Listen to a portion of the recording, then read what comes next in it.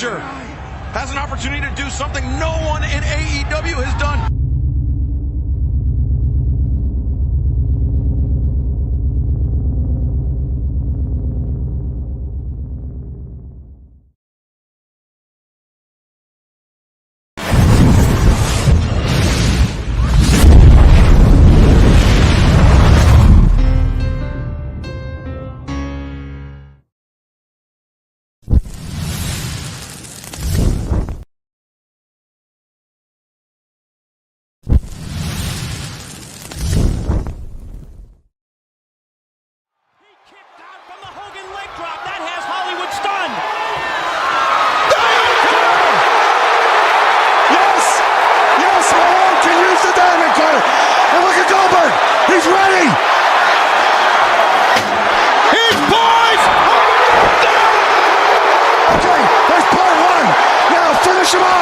Finish him off! He's calling for it! This is it! This is it! Your career's on the line here! Do it! Do it! This place will erupt when he picks him up! He's got him up! Oh, hell yeah! 1, 2, 3! Thank you! Thank you! We've got a new heavyweight champion! Climb the ladder, kid! Make yourself famous! I just had an out-of-body experience! What did we just see? What did we just see? He got him a power slam! He got him in a power slam! He got it! Simmons got it! Simmons has won the match! Simmons is a champion! I've always maintained that reality is for people who can't face drugs. Shit is about to get real.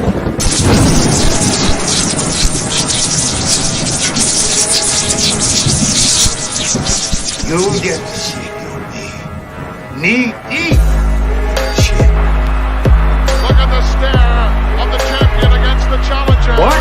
And now, Straight Talk Society presents Wrestling with Reality. The following announcement has been paid for by the New World Order. It's going to be the biggest battleground in the history of our sport. The biggest match in pro wrestling history. The two biggest superstars in our sport in the biggest event the sport has ever seen. The biggest match in the history of our sport. Trying to run a little scalded dog here. Enough is enough. That's enough. No! Oh, God, that's enough! Stop it! Man, listen. That's tougher than a $2 steak. Who is your daddy? Who's your daddy, Undertaker? Slam! Slam! Who's your daddy, Undertaker? Lucifer's lips on the biggest eyes in the WWE! Somebody stop this! Somebody stop the damn man! Enough's enough! What? The irresistible force meeting the immovable object. Simmons got it real! Woo! WWE Dynamite. Ladies and gentlemen, may I have your attention, please? It's time. Let's rock. I can't do it. We'll do it live. So escape from reality? We'll do it live. Fuck it. I am reality. Do it live. I'll write it and we'll do it live. Oh, it's live, Hal. Let the shredder begin! It is now time for Wrestling with Reality. I have come here to chew bubblegum and kick ass. Junior, look at this. And I'm all out of bubblegum. number one to be the man, baby! You have to beat the man! Heavyweight champion of the world. The time is now. Reality has become the present, and the final lesson of the pain game has begun. Have you ever heard a joke like that in your life? You are gonna wrestle my ass for the world title. You will have to kill me to keep me from killing you. Woo! The 90s have been referred to as the reckoning with truth. In the 80s, everything was clouded. Nobody ever told the truth. In the 90s, the way to go is flat out. Tell no lies. That's the way we're gonna do it. When you hear something from our lips, truth it may be, and as much as it may hurt, you can count on it being exactly the way that it is. We want the gold, sucker! Hulk Hogan, we coming for you, nigga!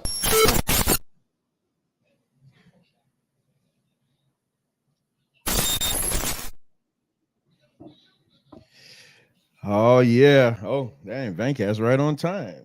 What's up, Straight Talk Society?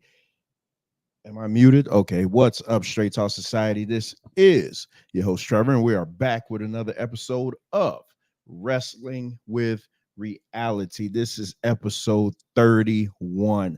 I cannot believe we've done 31 of these, and the train just keeps on rolling. But I am not alone because I do have the co-host with the most on the scene. Venkat, what's up, Venkat?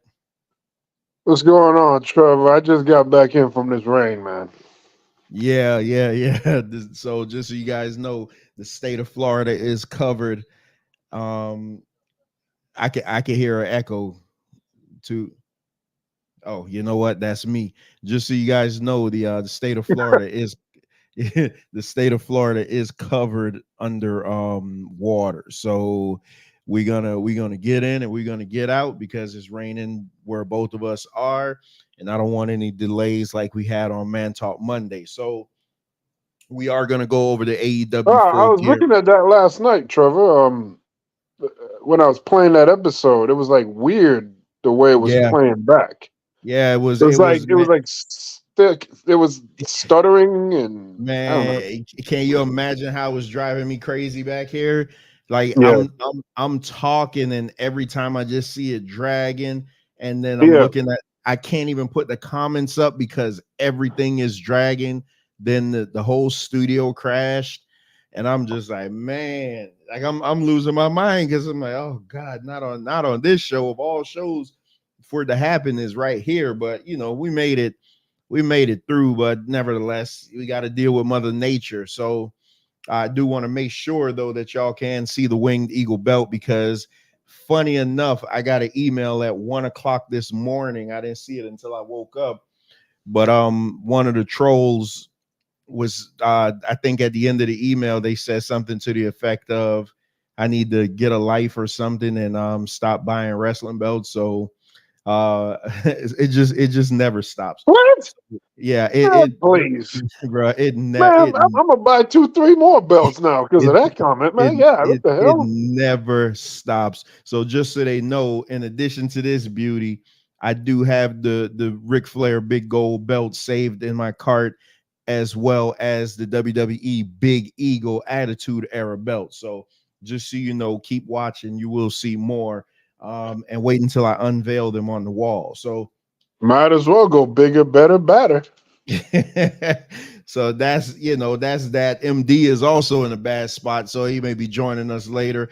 But we do, and it's funny because tonight I got less than 50 slides. Normally I'm at like 90 and 100, but tonight I got less than 50. So we should relatively, this weekend news wasn't as much. It was a lot of carryover stories and things like that. So let's get into and I do have subscribers only mode. Shout out to the queen of the Straight Talk Society. Shout out to the best moderator in the business, Keela. Peace to you, queen. I know you did lay your son to rest last Friday. We are sending out positive vibes for you. Can't wait for you to come back. But just take your time. Yeah, our hearts go out to Keela. Yeah, it was, yeah. And also, if you guys make sure and check out Tape Fist Politics from last night. They did the good old abortion topic. And again, it was one of them shows where I'm clicking the button. I'm like, man, I got my finger on the button like this because I'm like, man, should I come up there and cause problems? But I'm like, nah, I ain't gonna do it. You should. I said MD is part of the Straight Talk Society now, so I have I have a time now where I could bust his head. And speaking of that, while we are on the subject, me personally, I will not be active next week. With it being the week of Thanksgiving, I will be shutting down just me to spend time with the family. But I know they'll definitely be doing Tape Fist Politics. There will be no Man Talk Monday, and I don't know what you want to do with the wrestling show, because, like I said in the group, I plan on watching Full Gear. But I'm not doing anything next week. So either we're going to wait till the following week to do the review, or if you guys still want to have a show, I'll just do a review that I record in the studio. Either way. So you'll let me know. And last thing before I do move on, before we get started on the show, we will have a debate tomorrow night. We will have a debate tomorrow night with Peter Cox and Reginald Young. That debate will be at 6 p.m. Eastern Standard Time tomorrow at on the Straight Talk Society. And I was also contacted by a newcomer that wants to debate also. So we're already booking up January. So there you go again. For everybody who said I shouldn't be having debates on my channel, obviously people want to come over here and debate. So there you have it. So let's get into this. And y'all know my favorite part of the show is the good old ratings. So let's get into the ratings for this past week of wrestling. And we are going to start with, and I do have subscribers only mode on just because the trolls are hot and heavy. So if you're going to sit around and wait for 20 minutes just so you could say something crazy to me, go ahead. I mean, it just shows your ignorance. And then I'll just block your comment anyway and block you. So, it's a win-win for me, though. Yeah, just another day at the office. Yeah, just another day at the office, pal. So let's get into these ratings. So we start with AEW Dynamite. So Wednesday night episode of AEW Dynamite on TBS pulled in 804,000 viewers, down from last week's show, which did 832. So what I will say, though, because a lot of times I do these ratings, these are just the overnight ratings, just so everybody's aware of that. This show was from last Wednesday. And I think with the overnights, they do like a 72-hour period. Right. Well, this would be 24 because you get them the next day at 4:00. But the way they judge ratings on wrestling is over a 72-hour period. So if you were to go pull these ratings up now, the numbers should, in theory, be higher. But the numbers that I show you are the overnight, which is what they're saying the peak amount of people are going to watch the show. That's what they base it off. That's what all shows are based off of, that 24-hour period. So last week's AEW Dynamite show did 804,000. It was down from the 832,000 last week. The show drew a 0.27 rating in the key demo, which is down from a 0.28 from last week, which I see movement like that. It didn't move much. That's not egregious going down, a couple tens of thousands. It's not. If it was like 500,000, then I'd be like, whoa, what's going on there? And we will be going over that AEW Dynamite show from last week. SmackDown on Fox from last Friday averaged 209 million viewers for the preliminary overnight audience, which is up from the 2.017 million viewers for the overnight audience last week. So it went up slightly. For comparison, the final audience for the November 3rd broadcast was 2.119 million viewers. In the key 18 to 49 demo, SmackDown drew a 0.52 overnight rating, which is up from the 0.49 rating from last week. So this is where the show just starts dying a death. Friday night's live episode of Rampage on TNT pulled in 322,000 viewers. The show drew a 0.12 rating in the key demo. Last week, the show did 298,000. Okay, so it was up. Okay, good. With that drew a 0.11 rating in the key demo.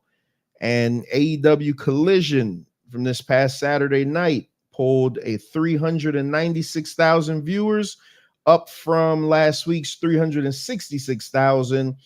They drew a 0.11 rating in the key demo, up from the 0.09 rating in the key demo last week.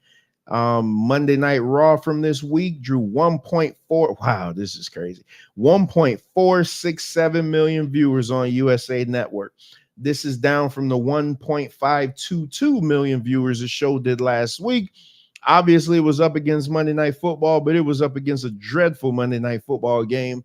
Buffalo Bills versus the Denver Broncos, which Buffalo found a way to snatch defeat from the hands of victory.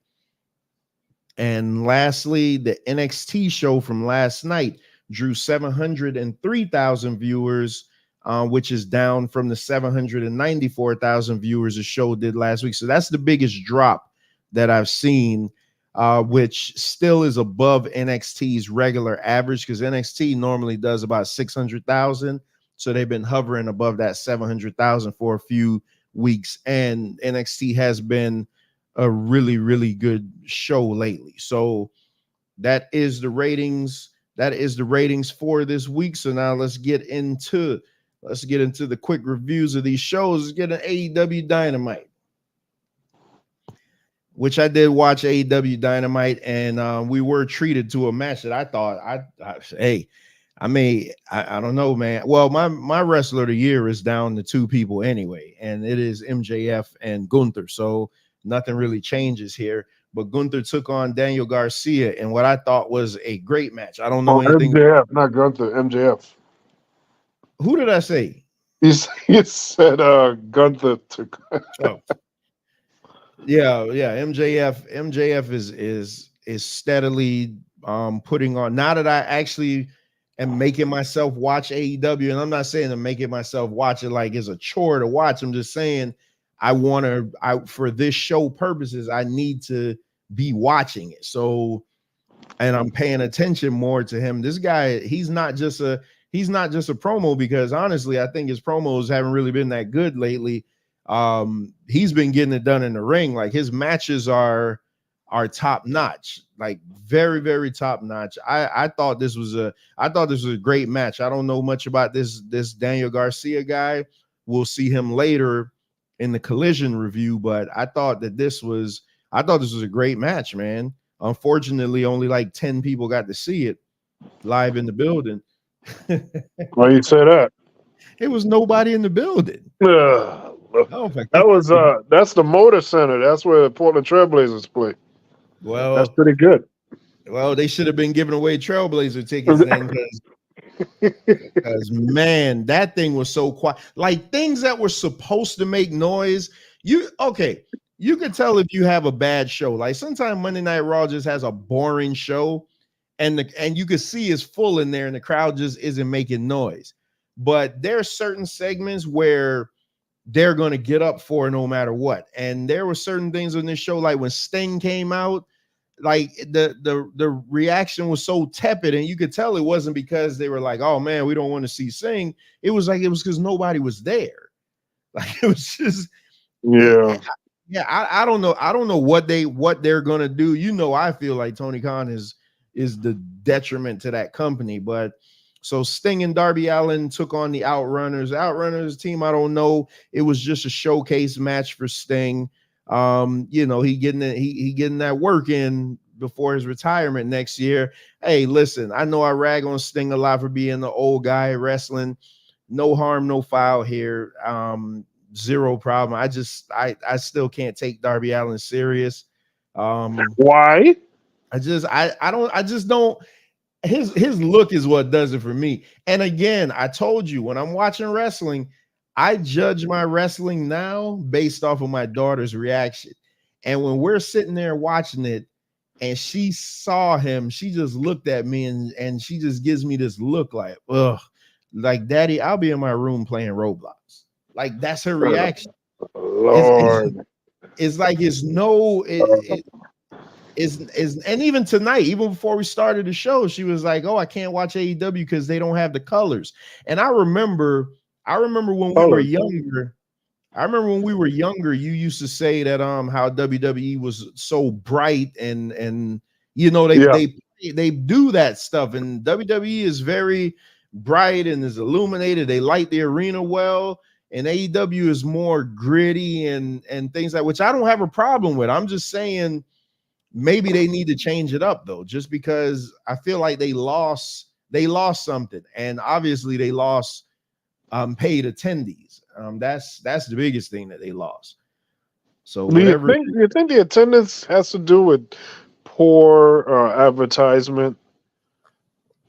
Maybe people just don't know they're there. Could be, but I mean, they're on a major network. It ain't like they're on some crappy and hell, I've seen AEW commercials run through SmackDown. So it's there, and now I don't even think we could use that excuse because of social media. Like if you're gonna be a wrestling fan, 9 out of 10 you're following them on social media. Yeah, because like if you look at my Twitter account, 90% of the people I follow, if they don't play for the Dolphins, then they're some type of wrestler. So it's like, so you're gonna you're gonna know some type of way, but I don't know what it is, man. Like MD sent us that thing where they were giving away tickets to veterans, which WWE does that, so that ain't no big deal. But AEW is just giving away a lot of tickets, and they still can't fill the building. Well, the difference is WWE is genuinely giving tickets to veterans.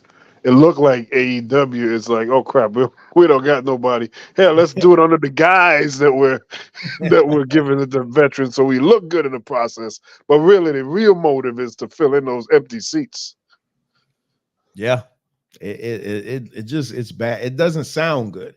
It's one thing if you don't have. I've been to some WWE shows that weren't full, but the audience made it. It sounded good. It sounded great. Like even when I was at the indie show a couple of months ago, it was like 200-300 people in there, but it sounded great.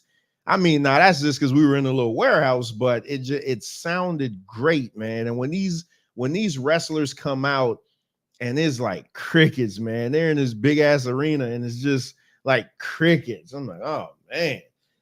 It's kind of cringy me watching it. When I'm watching them, like, ugh.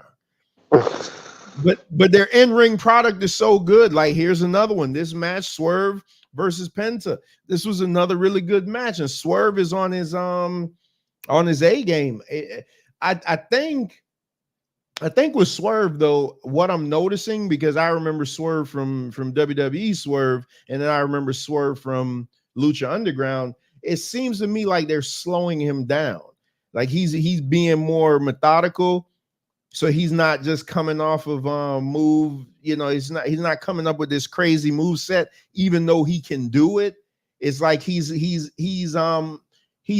really putting more time into becoming, dare I say, like a Roman Reigns, where everything matters.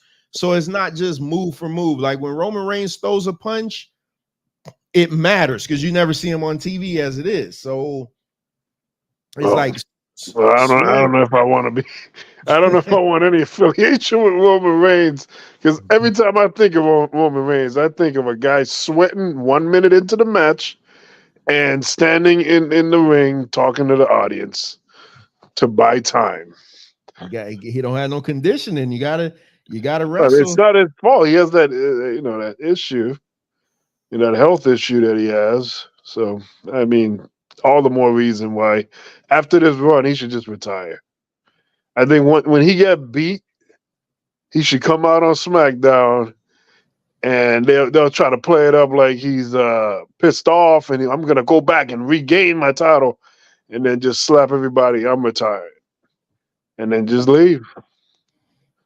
I mean, I'd love to see the wording in his contract. Like I just love to see that, because was that you who put that where it's like he only had 56 matches this year or something like that?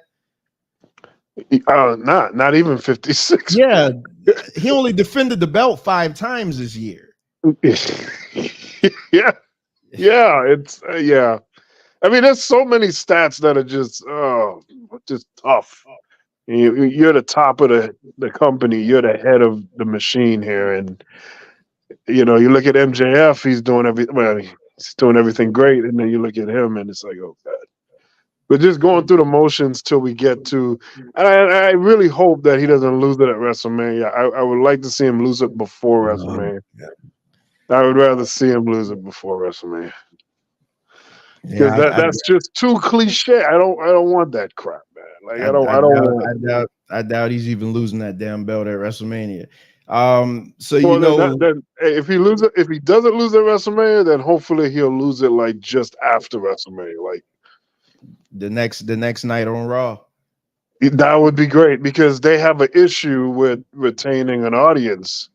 Like this year, that was one of the weaker shows. They didn't have anything to show us. So. Yeah, that show was terrible. I remember. I actually did a live. I watched that show live.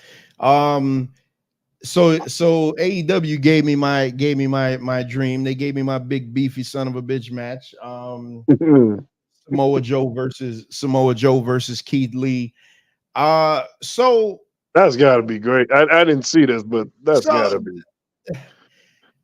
I think it. Man. I mean, the way Keith Lee moves around, and then Samoa Joe, man, he's just amazing. They had to have done something. I don't know who I put this one on. It to me it seemed like it missed a step. It wasn't bad by any step of the imagination. It was not bad at all.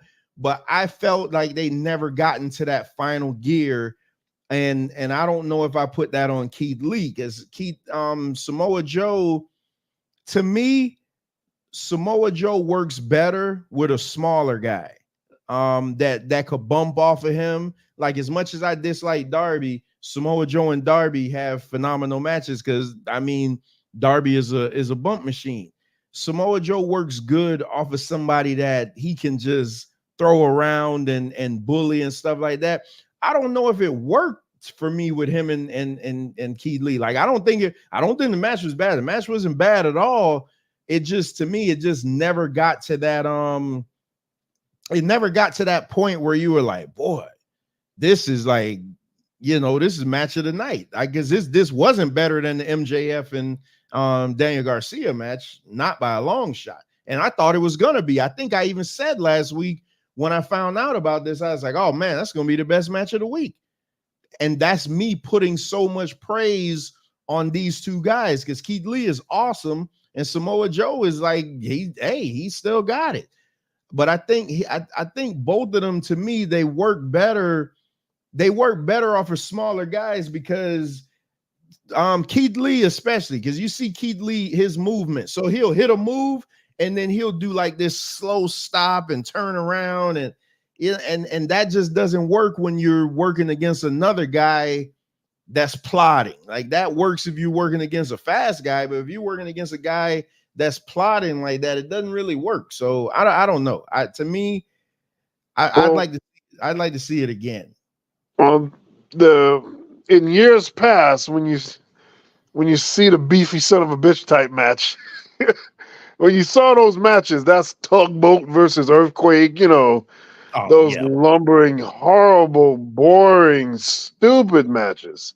Yeah, this wasn't that. This wasn't that at all. Like this, right? I mean, because these two guys are essentially today's Bam Bam Bigelow, where they could move around as big guys and do really impressive things in the ring.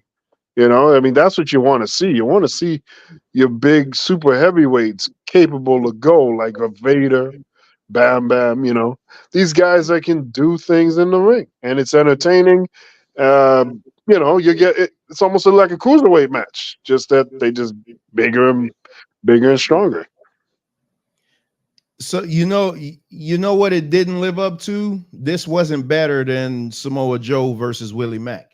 That's what I can say about that. Samoa Joe versus Willie Mack was like top notch. This was just good. Right. And I don't know who I put it. I don't know. It's got to be Keith Lee because ain't no way in hell Samoa Joe is going to be the reason. Samoa Joe is top notch. Samoa Joe, he is. He's that dude. Keith Lee hasn't been in those kind of wars yet. Like he's younger. But Samoa Joe has been all around every major wrestling promotion. He's fought all the big stars. I mean, he's had these battles and wars. So, and like you pointed out, the other matches, he's top notch. But when he came into contact with Keith Lee, something was a little lacking. It could be Keith Lee for sure. And Keith Lee, I mean, he doesn't get a lot of the airtime. He's not on every week. But that's not true. But that's not true though. That's what his win-loss record is in the double digits. I couldn't believe it. Well, he actually had more matches on TV than the average wrestler on Dynamite that I feel like I see every single week. I could not believe it. Well, okay, so that's gonna be what they call that Daily Palace crap where they were doing the elevation and whatnot earlier. That's probably him fighting a bum on the, like how they used to do in the 80s. They would fight those losers on the Saturday or whatnot, those local guys. I mean, that's just him having those type of matches. Samoa Joe is having competitive sweat dripping off, blood, high jeopardy matches that even though wrestling is predetermined, he's got to put in that work. Whereas I'm sure those Keith Lee matches, he's pretty much stomping over the person that he's facing. It's not the same type of work rate, I would say. Mike Stewart to my Willie Mack fixed his car last week. So with the payout for the match, the pay that he got for wrestling Samoa Joe, yeah, he probably did. So when this match was over and Samoa Joe choked him out. When this match was over, Samoa Joe gets on the mic and so he vacated the Ring of Honor television title on Dynamite. So why? Joe vacated. So here's the story. So Joe vacated the title so he could focus on winning the AEW title, which I thought was kind of weird. He gets on the mic and he's like, he puts the title over as, being great and everything, but he's like, he has his eyes set on bigger goal and he wants the AEW world title. And I'm like, fine. But I seem to remember Ultimate Warrior having the Intercontinental title and the WWF title. Right. I seem to remember John Cena being the United States champion, wrestling Seth Rollins for the WWE title. So I don't see what the big deal about that is. So Samoa Joe has held the Ring of Honor television title for 575 days, the longest reign in the title's history. He defeated Minoru Suzuki on the April 12, 2022 edition of Dynamite. Suzuki had defeated Rhett Titus for the title on April 1st, Supercard of Honor. That was the first Ring of Honor show booked by Tony Khan following the purchase. So that was, I thought that was weird. It's extremely weird. It doesn't make any sense. Like you said, has nothing to do. You can still be champion of Ring of Honor, TV champion, and still pursue the world title. There's no clause or any restrictions of doing that. I just think that's a silly thing to do. I don't know. I mean, if you tell me, okay, he has to move up, like in boxing and whatnot, you got the different weight classes. So you relinquish this title because you're moving up in weight class. Okay, then I understand. But this is wrestling. They just make up the rules as they go. They don't really have anything like that going on. It's just weird. Yeah, I mean, I didn't get it, but it is what it is. So here's the next before we move off of. Oh, I forgot about this one. So Mark. So was this? Yeah, this was the main event. Mark Briscoe versus Jay White. I know it's sacrilege. I know nobody likes to hear it, but Mark Briscoe, not good as a solo person. I mean, the whole hillbilly gimmick, and I'm crazy. I don't have no teeth in my mouth thing. Whatever. I got on a Jay Briscoe shirt right now. Yeah, but you got his brother's shirt on, but him and his brother together are good. But I mean, this to me, to me, this has New Jack written all over it. Like he's been typecast. Like that's what he is. He could never elevate from this character. Like this is what he is. He'll never be mainstream. This is what he is. I mean, that's a sad thing because I think everybody should have the opportunity to grow and evolve. So evolution is his next section, his next destination. He needs to, maybe he needs to go away for a few months to a year and redo a character. I mean, it's been done before. Hardy came back talking about delete. All of a sudden, that was like a big thing. Delete. I still don't understand that, but whatever. Delete all day long, and that became a big thing. I mean, if he could do it, why can't he do it? This guy will never be AEW World Champion. Yeah, hey, you don't have to be though. You don't have to be. Buy him a tux, veneers, and a man. You're right, Mike. Like this guy to me, I think New Jack is the greatest compliment I could give him, and also the biggest, the worst. Exactly. Because New Jack because New Jack wouldn't change. He never got out of the high school gymnasiums, and this guy will never be put in front of any big time reps. Like, hey, this is the guy you could at least put the IC belt on, or a US title. Or so this guy, he's stuck at what he is, which he don't seem to have a problem with. I'm just saying, for me, this is Eddie Kingston for me. Like they'll never be past anything. Like I'll never look at them and be like, oh man, so here it is. If MJF shows up in 2024 in WWE and challenges whoever the champion is, whether it's Seth, Cody, whoever the hell the champion is, I'm going to say there's a 70% chance that MJF is going to walk away, whatever event that is, with the belt. If this guy was to show up on WWE TV, they're going to put him with a stable, or he's going to be somebody's muscle. He'll come in and he'll have the one good match, but that'll be it. Like it ain't going to be, if anybody in WWE fans know who he is, they'll be like, oh yeah, they'll be that pop, but in a few weeks he'll just be random guy X.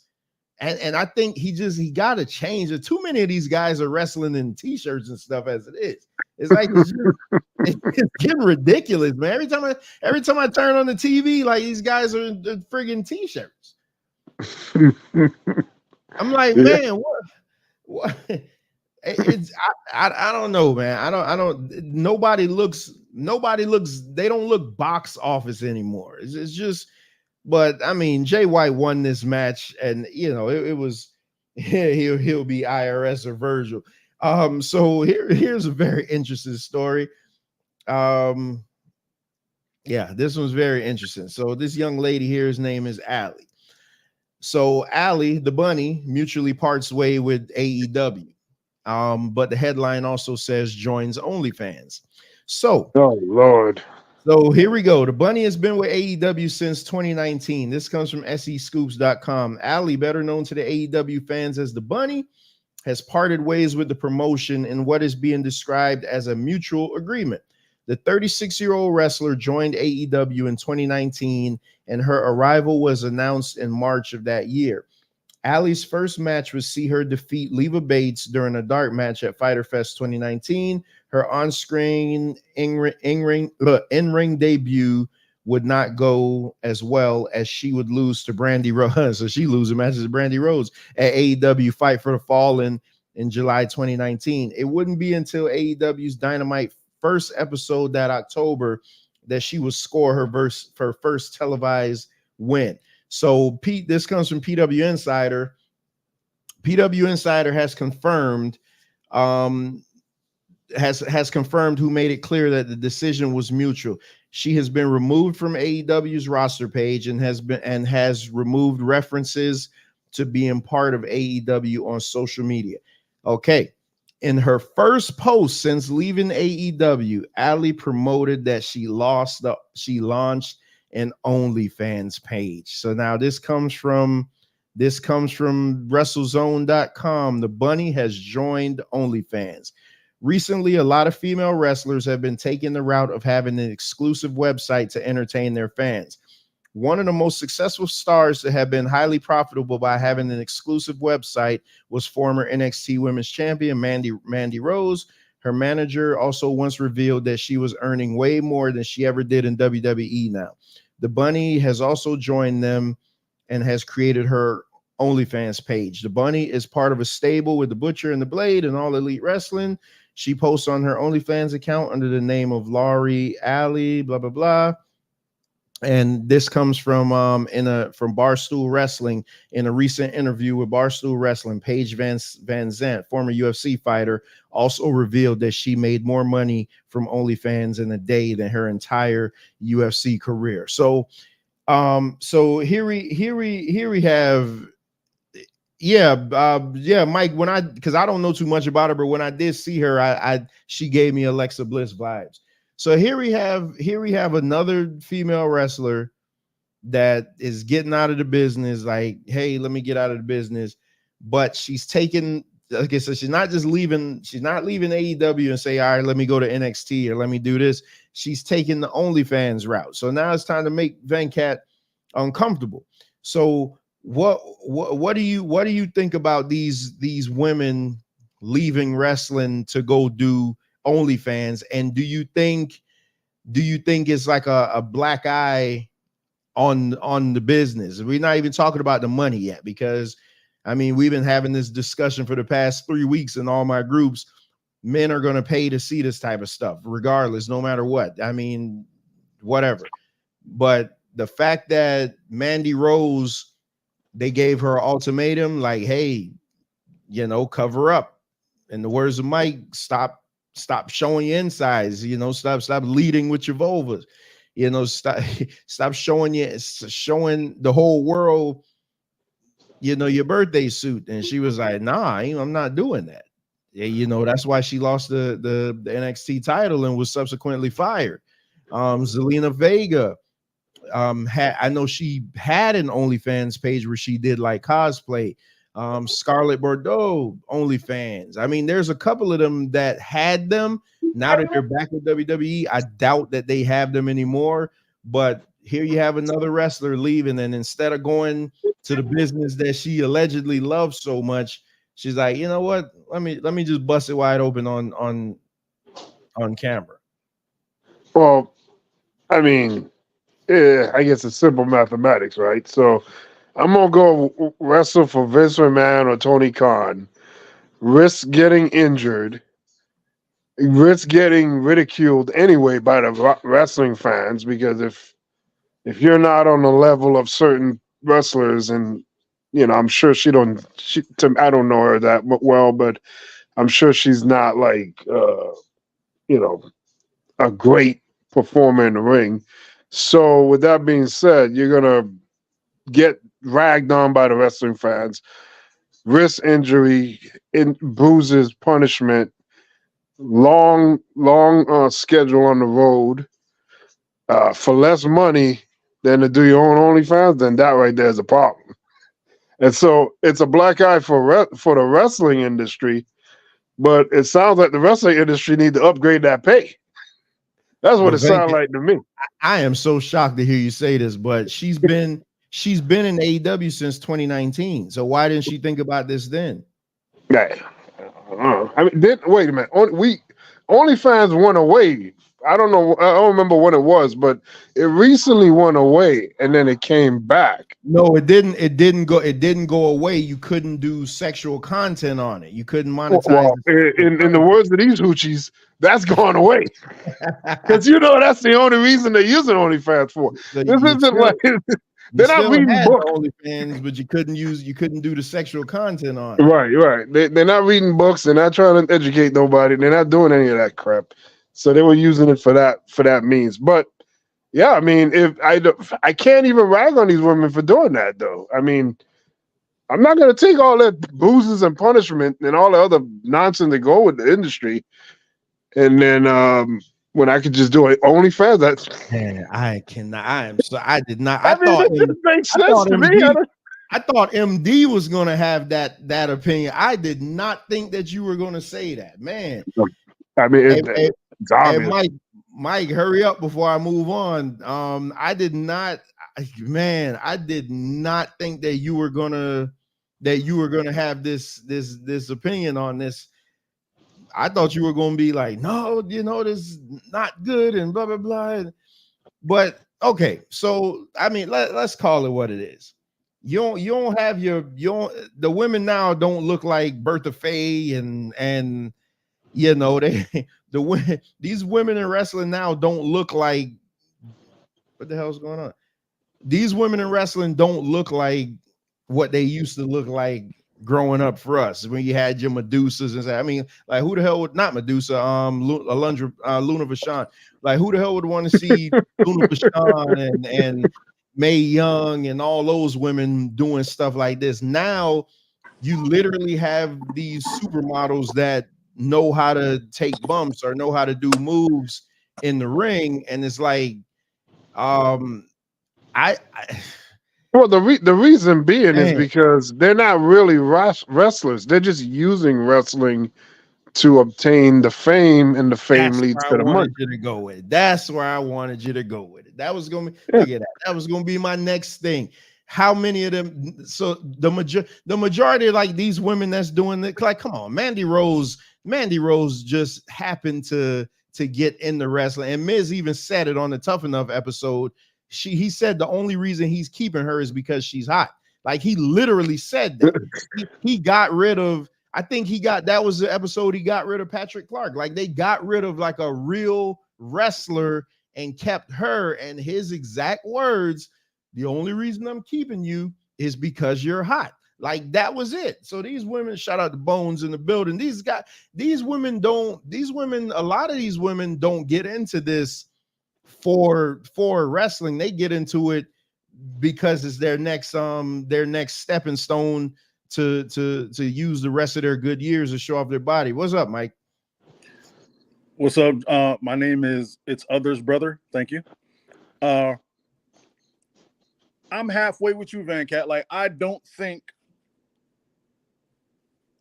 now that UFC and WWE are connected, we're gonna see more of this because they don't pay the women and they don't give the women chances. If Bunny had, and I'm not gonna talk to whether or not she loves wrestling because I don't know her. But I know she always showed up. I know when other women were hurt and other women weren't there, she was. I know when they needed a manager to make Blade and the Butcher look crazy, she showed up. I know when she did what like Alexa Bliss did with Bray Wyatt's character, the damn, what's his name? Can't think about it. My brain is so messed up. Oh, the Fiend. The Fiend, thank you. That it was literally laid out that she could have taken over that character. I mean, look at the picture. She's halfway there already. They're wasting her good years. You said her age. What was her age again? 36, 36. Right? 36. Exactly. She's not 22. She's 36. And they're wasting her good years. She's not going to look this great. What was Is she any good in the ring? I don't know. She's decent. She's decent. But it's like Stacy Keibler. If Stacy Keibler were around now, what you think she'd be doing? She'd be leaving and going. Yeah. Because if you look good enough, we have to deal with raggedy women. When I say, and I'm not saying women are raggedy, I'm saying raggedy women that are raggedy, jumping on OnlyFans, thinking they're going to be millionaires. You got a woman that already has a fan base built up, that already has a name. What do you think she's going to do if you're not going to pay her and you're not going to push her? I thought WWE was worse. I thought WWE was the worst. They had their 3 or 4 women. They had the 4 horsewomen. They lost Sasha. They bumped up another black girl. They were like, we'll bump up the black girl. She looks good too. And then they had 2 Japanese people. And then that was it.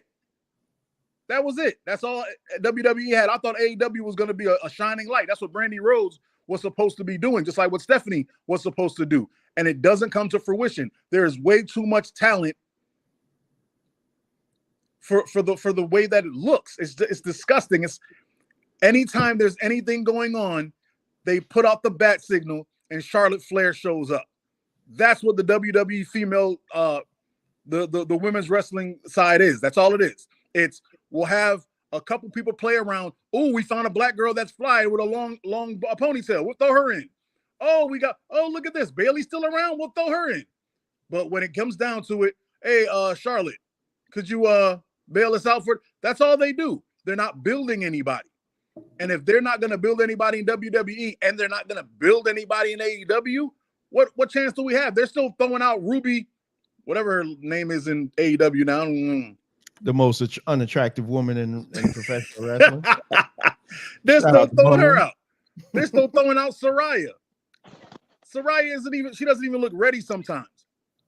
Yep. They have what's her name? Shanita. I can't remember her name. Hikaru Shida. Yeah. That is the AEW version of Flair. That's the AEW version of Charlotte. They call her when they need her. They're not using. Damn, my brain. This is why I'm off the show. My brain is messed up. The girl who has her name sounds Romanian. Who? Jamie Hayter? Not Jamie. No. It's like Veer or something. She's nasty. Oh, I don't know. You're talking about. All right, but she's in AEW. They don't use her. They're trying to push the new angry looking UFC girl on us. Nobody want to see that. Nobody want to see that. Angry looking girl. She look angry, bro. They think she's gonna be. What's the dang it? The girl in God, my name memory is trash. The girl who's in the dark with the dark and she has Poppy, mommy. Oh, you're talking about Rhea Ripley. They think she's gonna be a new Rhea Ripley, but Rhea Ripley's attractive. The little angry UFC girl ain't gonna pull it off. Bunny, it's just not gonna happen. Bunny could have been the Alexa Bliss. AEW has Ty Conti. They not using. They got the sexy girl Red Velvet. They're not using. They got Hogan. They're not using. There's talent on the roster. They're just not getting shown, and it makes no sense because you lost your one of two stars. You got two stars. One of them is either gone or he's the devil. I don't know what's going on there. I hope he's the devil because I miss you, Punk, wherever you at. But I'm not gonna bite on that because I'll make Van Cat's head explode. But all they got left is Friedman and whatever's left of Cole. I don't know what's left of him, and whatever's left of the hanging on by tendons of the BCC. I don't know what's going on there.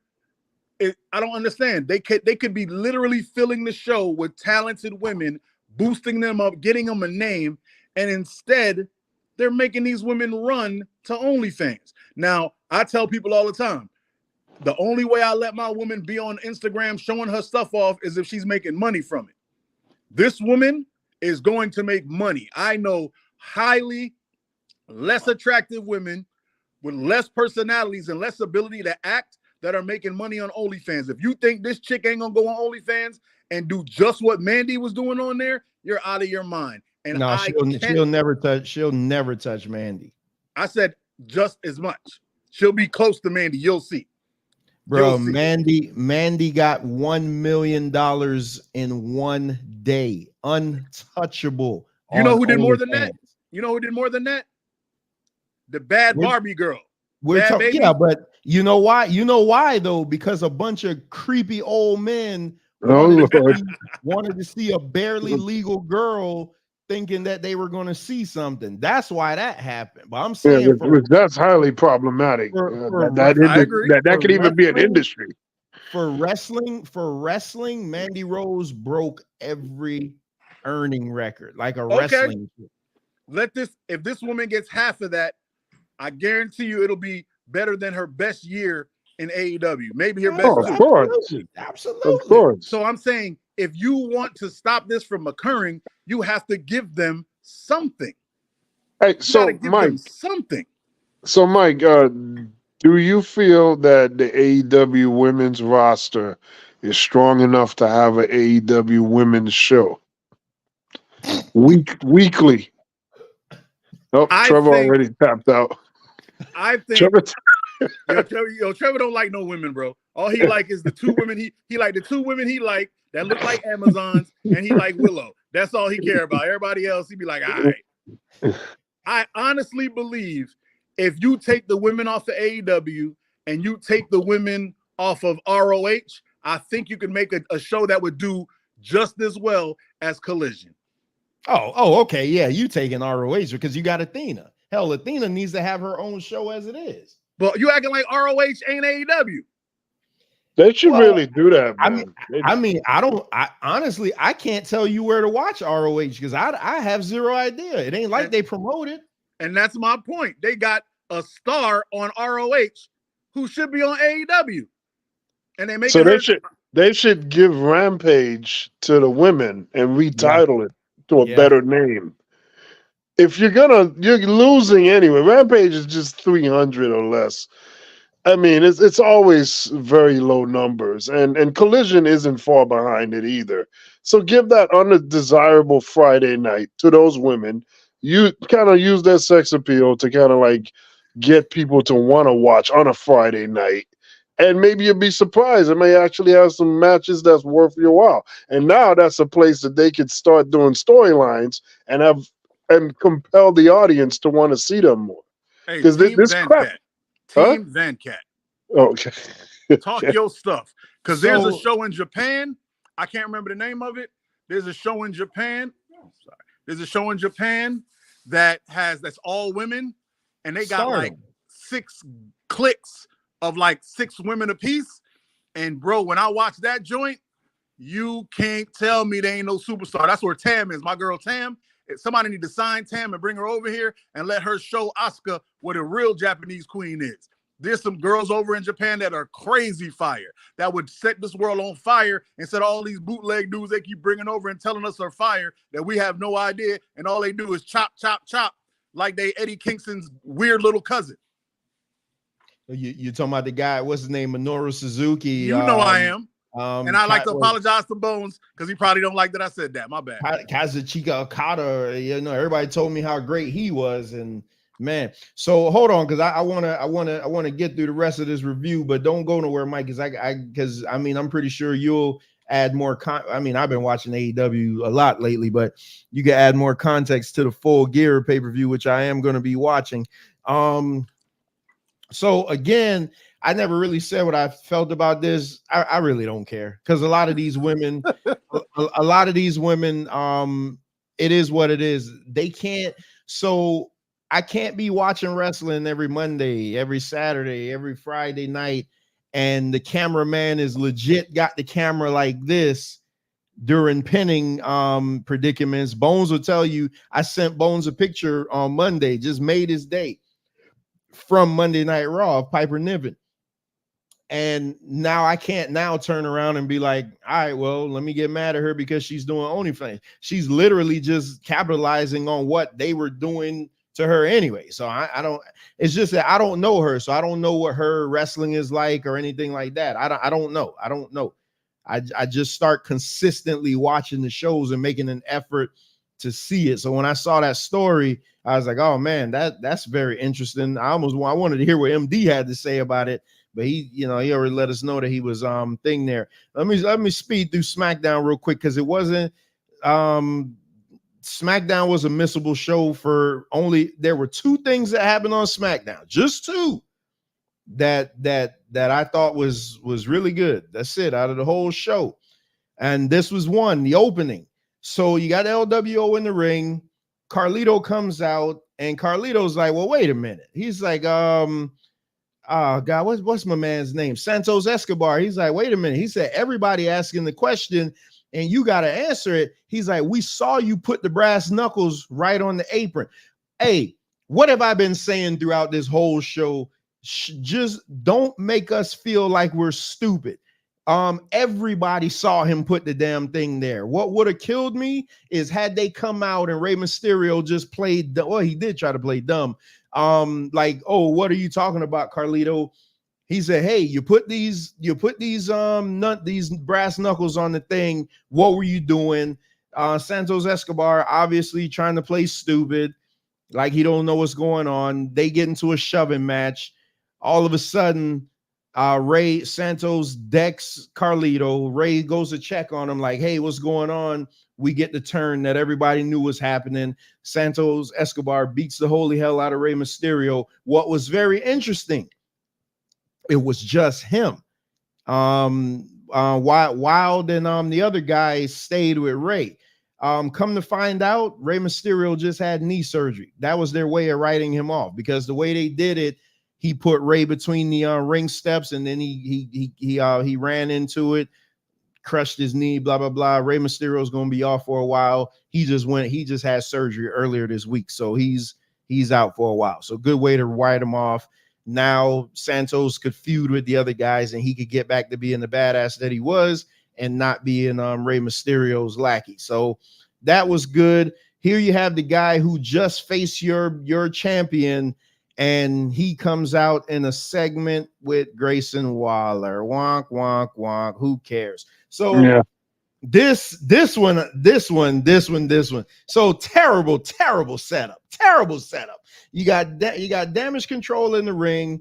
Then Bianca comes out with Charlotte and Asuka. Terrible promo skills by all of them in this particular segment. I know they've been better, but they set up the main event for the night. Very interesting that they let the women main event the night, but they set up the main event. You had Damage Control versus this team here. I don't know what they're being called. And Bianca Belair goes for the tag. Asuka missed her. Everybody's like, "Oh crap, what's going on?" Asuka gets in the ring, hugs Bayley. What made this so great is the whole night they had you thinking that Damage Control was going to turn on Bayley. The whole night, Bayley was just on pins and needles, like, because Kyrie even brought it up. Kyrie was like, "Hey, you remember the last time I was here, what you did to me?" Continuity, and they even showed it. So everybody who didn't know what happened, so like, oh crap. So Bayley the whole time on pins and needle. Come to find out, they swerved Sting.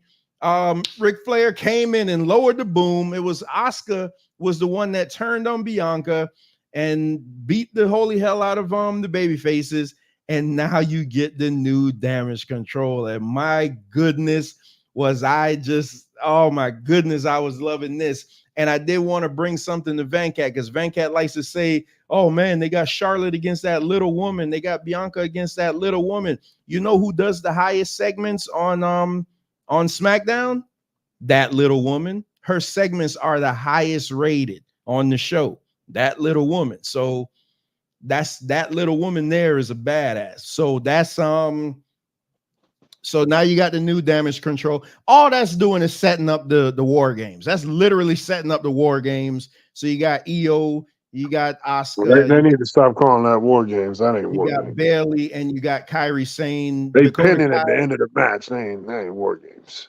Dakota Kai still can't go, so you don't have her, and they will be going against Charlotte, Bianca, talking about Sasha, Shotzi, and I'm holding out hope that Jade would be the fourth person, but I'm thinking it's more so going to be Becky. So that was that. SmackDown was fairly missable had it not been from that AEW Collision from Saturday night. This one hump. Daniel Garcia. I said earlier we were going to bring up Daniel Garcia again. I don't know who this guy is, but here's another match that humped. Daniel Garcia versus Andrade. Really good match. Really, yeah. Bones to my Damage Control, because they full of the Asian persuasion. So that match was great.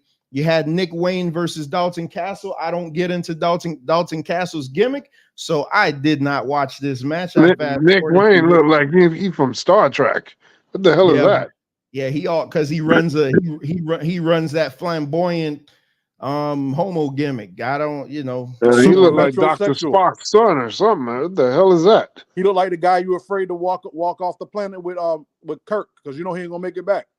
Yeah, he comes out with his boys.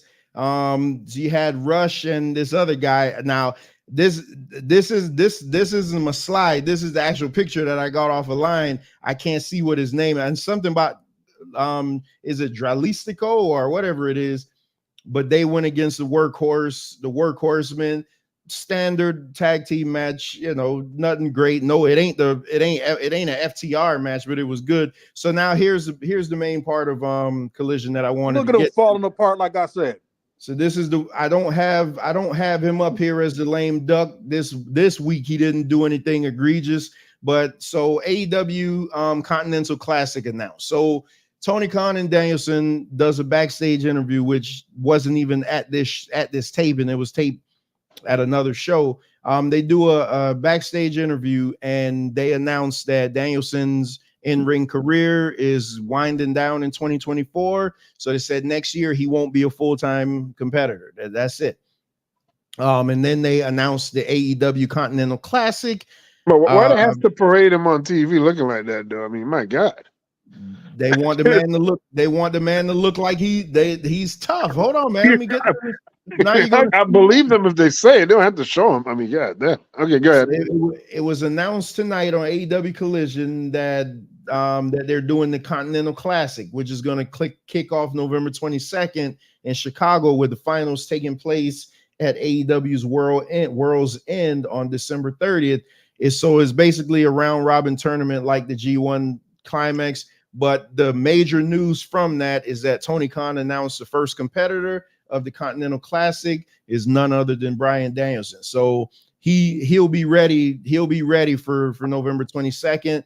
So apparently that orbital bone injury didn't happen in the match against Okada. It was something that had happened weeks before, but they used the Okada spot to just write him off. So that was that. The Continental Classic. All right. So last week we went over to PWI 500, and y'all, PWI told me that Willow Nightingale was a top 10 women's wrestler. So I watched Collision. Willow Nightingale, nice looking woman, well put together. Willow Nightingale took on Julia Hart, and what could have been, Venkat, please go watch that match back. That could have been the worst match. It's like and now listen to what I'm saying. For somebody ranked in the top 10, they ranked her in the top 10. I think she was number 6, if I'm not mistaken. This woman didn't land nothing. She missed all her kicks. None of her moves looked fluid. She is a tighter version of Nia Jax. Like, that's why she's there. She's a more put together version of Nia Jax, a slimmer version of Piper Niven. And I'm not just saying that to piss Bones off, but like nothing. Julia Hart looked better in the ring than her. Another woman they're wasting. Is Julia Hart affiliated with the Hart family? No. But her and Bunny are the two they were wasting. Yeah, and Julia Hart got a nice Yeah, yes you do. Yeah. Whatever you're gonna say, yes you do. Yeah, Julia Hart. Yeah, it's there. She's pretty good. I did another one. Now that I'm actually watching these shows, and I'm gonna watch Dynamite. I watched Dynamite over the weekend, but now that I'm actually watching these shows, I'm actually paying attention. I don't fast forward through their matches. The only matches I would fast forward to is obviously Dalton Castle. I would never watch a Nyla Rose match. So just stuff like that. But y'all call me whatever you want, but it is what it is. That's my stance. I don't believe men and women should be, We only watch Willow to see for when she turns her back. Yeah, Willow, but they told me that Willow was top 10 women's wrestler out of the 250 women that made that list. They put Willow in the top 10. I'm telling you, Willow missed at least 10 moves in that match. And I had to rewind it just to make sure that I wasn't being too hard on her, because I like Willow, but Willow got a long way to go. Willow's not top 10 in anything when it comes to wrestling. Like, and I'm telling you, they is one of them pronouns. I'm a grown ass man. If you want to know something, let me know your name. They ain't it. So they can say whatever they want. Somebody need to show me why she's top 10. I don't believe it. Yeah, she's not. She's listen. Hey, go back and watch Collision, and you know I watched it. That wasn't it. And Julia, and I don't put because somebody will be like, "Oh man, she was in there with Julia Hart. Julia Hart don't have all that experience." No, I watched Julia Hart wrestle last week. I forget who she wrestled, but Julia Hart had a fantastic match last week, so I knew it wasn't Julia Hart because the chick she was in the ring with had less experience than her. Mm-hmm. So it was not Julia Hart. It was Willow. Like it was sloppy to the point where I'm like, damn, somebody gonna get hurt. They need to go ahead and end this. They might as well have kept Big Swole. Oh, she was awesome, man. I know her from the CWC. That's Cedric Alexander's wife. They might as well have kept her. They wasting all the female talent. I bet me money if Bunny does well on OnlyFans, Julia Hart right out the door with her. Yeah, she looked like she'll be on OnlyFans. Hell yeah, and make good money. Yeah, she'll make more than Bunny.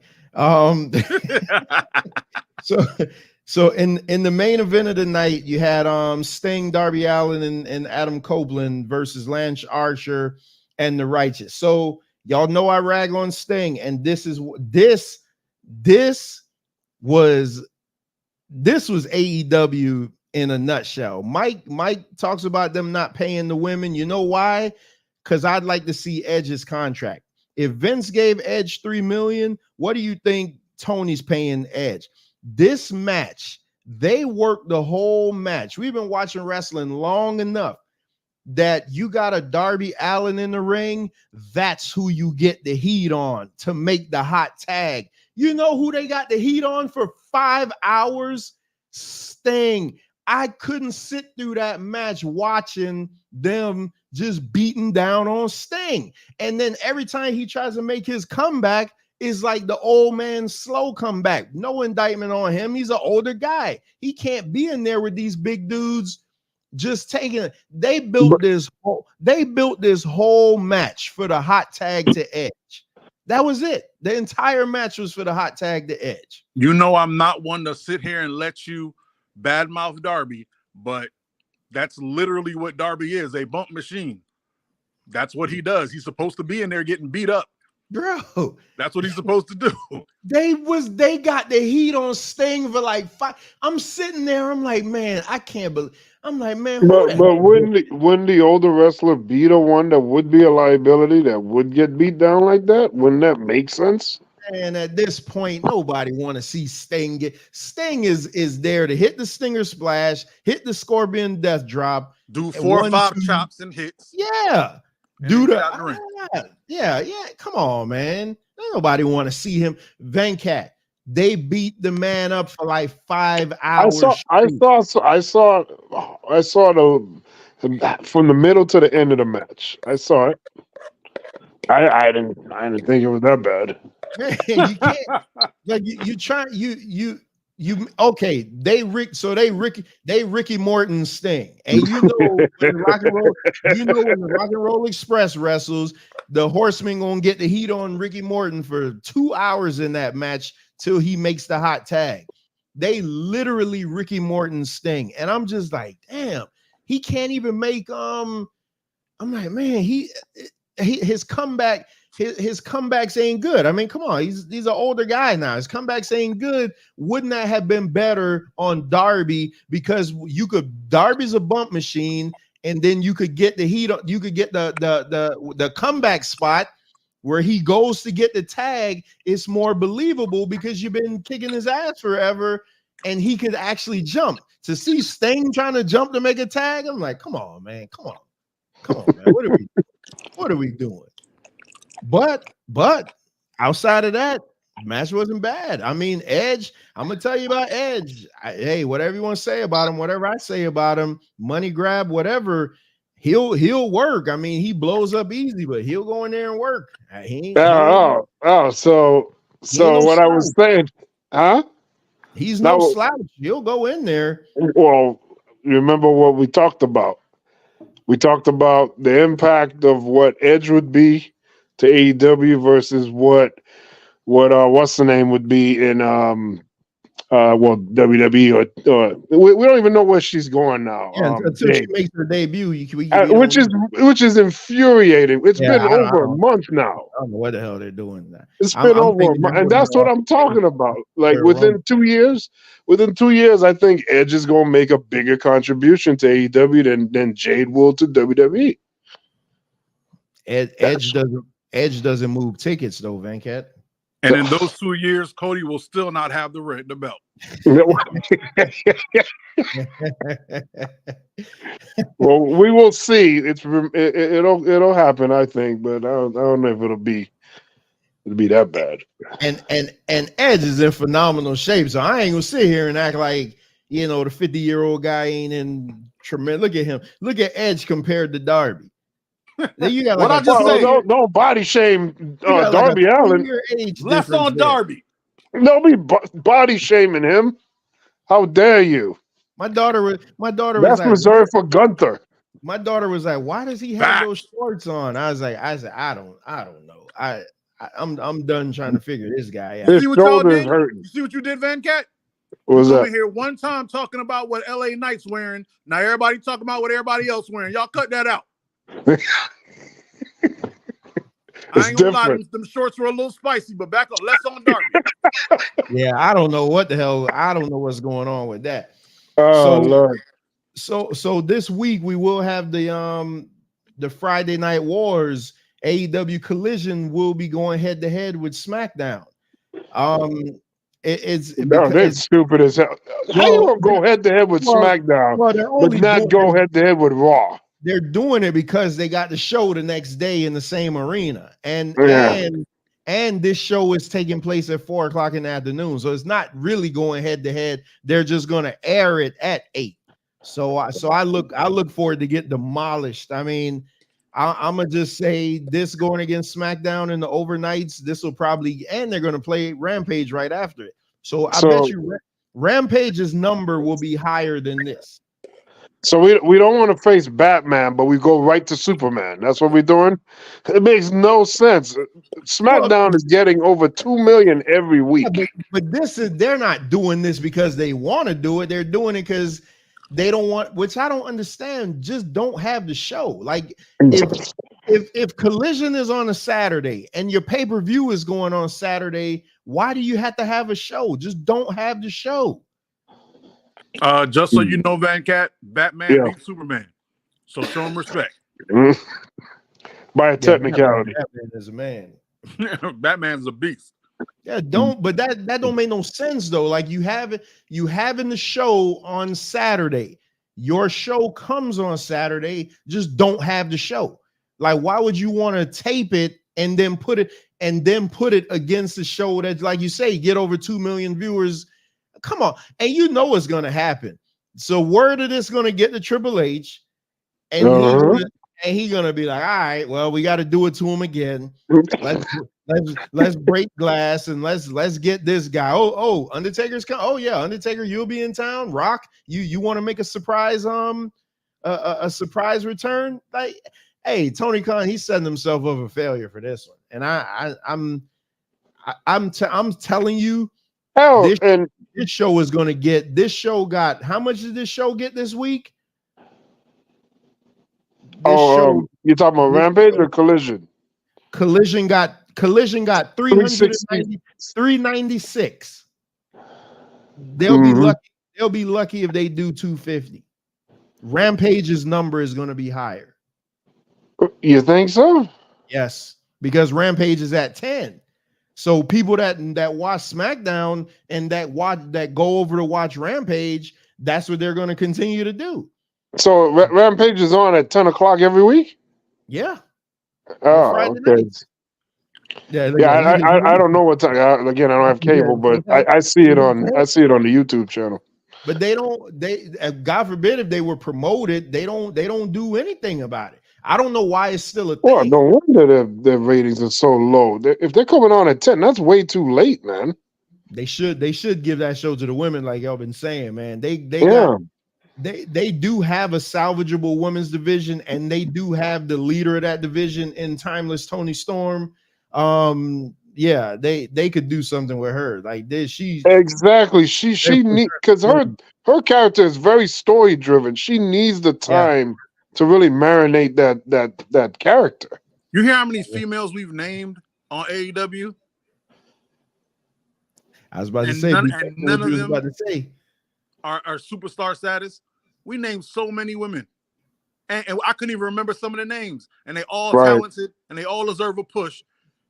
But all we could talk about is old ass thing. And don't forget Edge. Hey man, you know what? I said this years ago. The only old man that need to be wrestling is Christian. That's it. Yeah. Christian is that. Hey, listen. Well, okay, Mike. I don't know if you've been on this week. I know you said it in the chat, but just for the record, so everybody can hear you, Christian is better than Edge, correct? No, he's not. Okay. Especially now. Yeah, we just need to have it on record. Christian is awesome, man. Christian is a beat. Yo, even if Christian didn't wrestle, if all he did was hold the mic, he's on. Bro, there's a thing on YouTube just to him talking about people's moms. Just that. That's how fire he is on a mic. He is the second best mic person right now after the big dog MJF. Second best. That man make people feelings hurt. Well, you heard the line he gave to Ric Flair. Oh, that was a savage line talking about I told you what he said, something to the effect of I guess God doesn't exist because you're still alive. I'm like, oh man. Yo, Christian don't care, bro. That's truthful. It wasn't. It's the truth. That's what makes it funny. It's funny because it's funny, and it's funny because it's true. Bruh, he eat the Ric Flair, and Ric Flair just had to sit there like an idiot and look. We will be discussing Ric Flair right after this story. So y'all see the greatest announcer of all time. I still give him that credit. He needs to go ahead and retire, but half of them. In the news, Jim Ross taking a few weeks off of AEW programming to heal. This comes from F4W Online. Ross also said he has a few months left on his AEW contract, that's very interesting because he got the most lucrative deal in the history of wrestling for announcers. His deal was bigger than anything Vince ever gave him from Tony, but his time is gone. I listen to him try to call those matches. Like Dynamite will have him come in and call like the main event. And is the drop off is so much. I mean, the drop. Oh my God, Taz just. I am shocked. Tony Schiavone still got it like that. Tony Schiavone is the man. He was now listening to him. Now I realize how underrated he was on Nitro. Right. It's Tony Schiavone is the man. He can't do it's Sting. He can't do that anymore. But Tony Schiavone is the man. Bro, just the work he did with DMD. Huh? Just the work he did with DMD.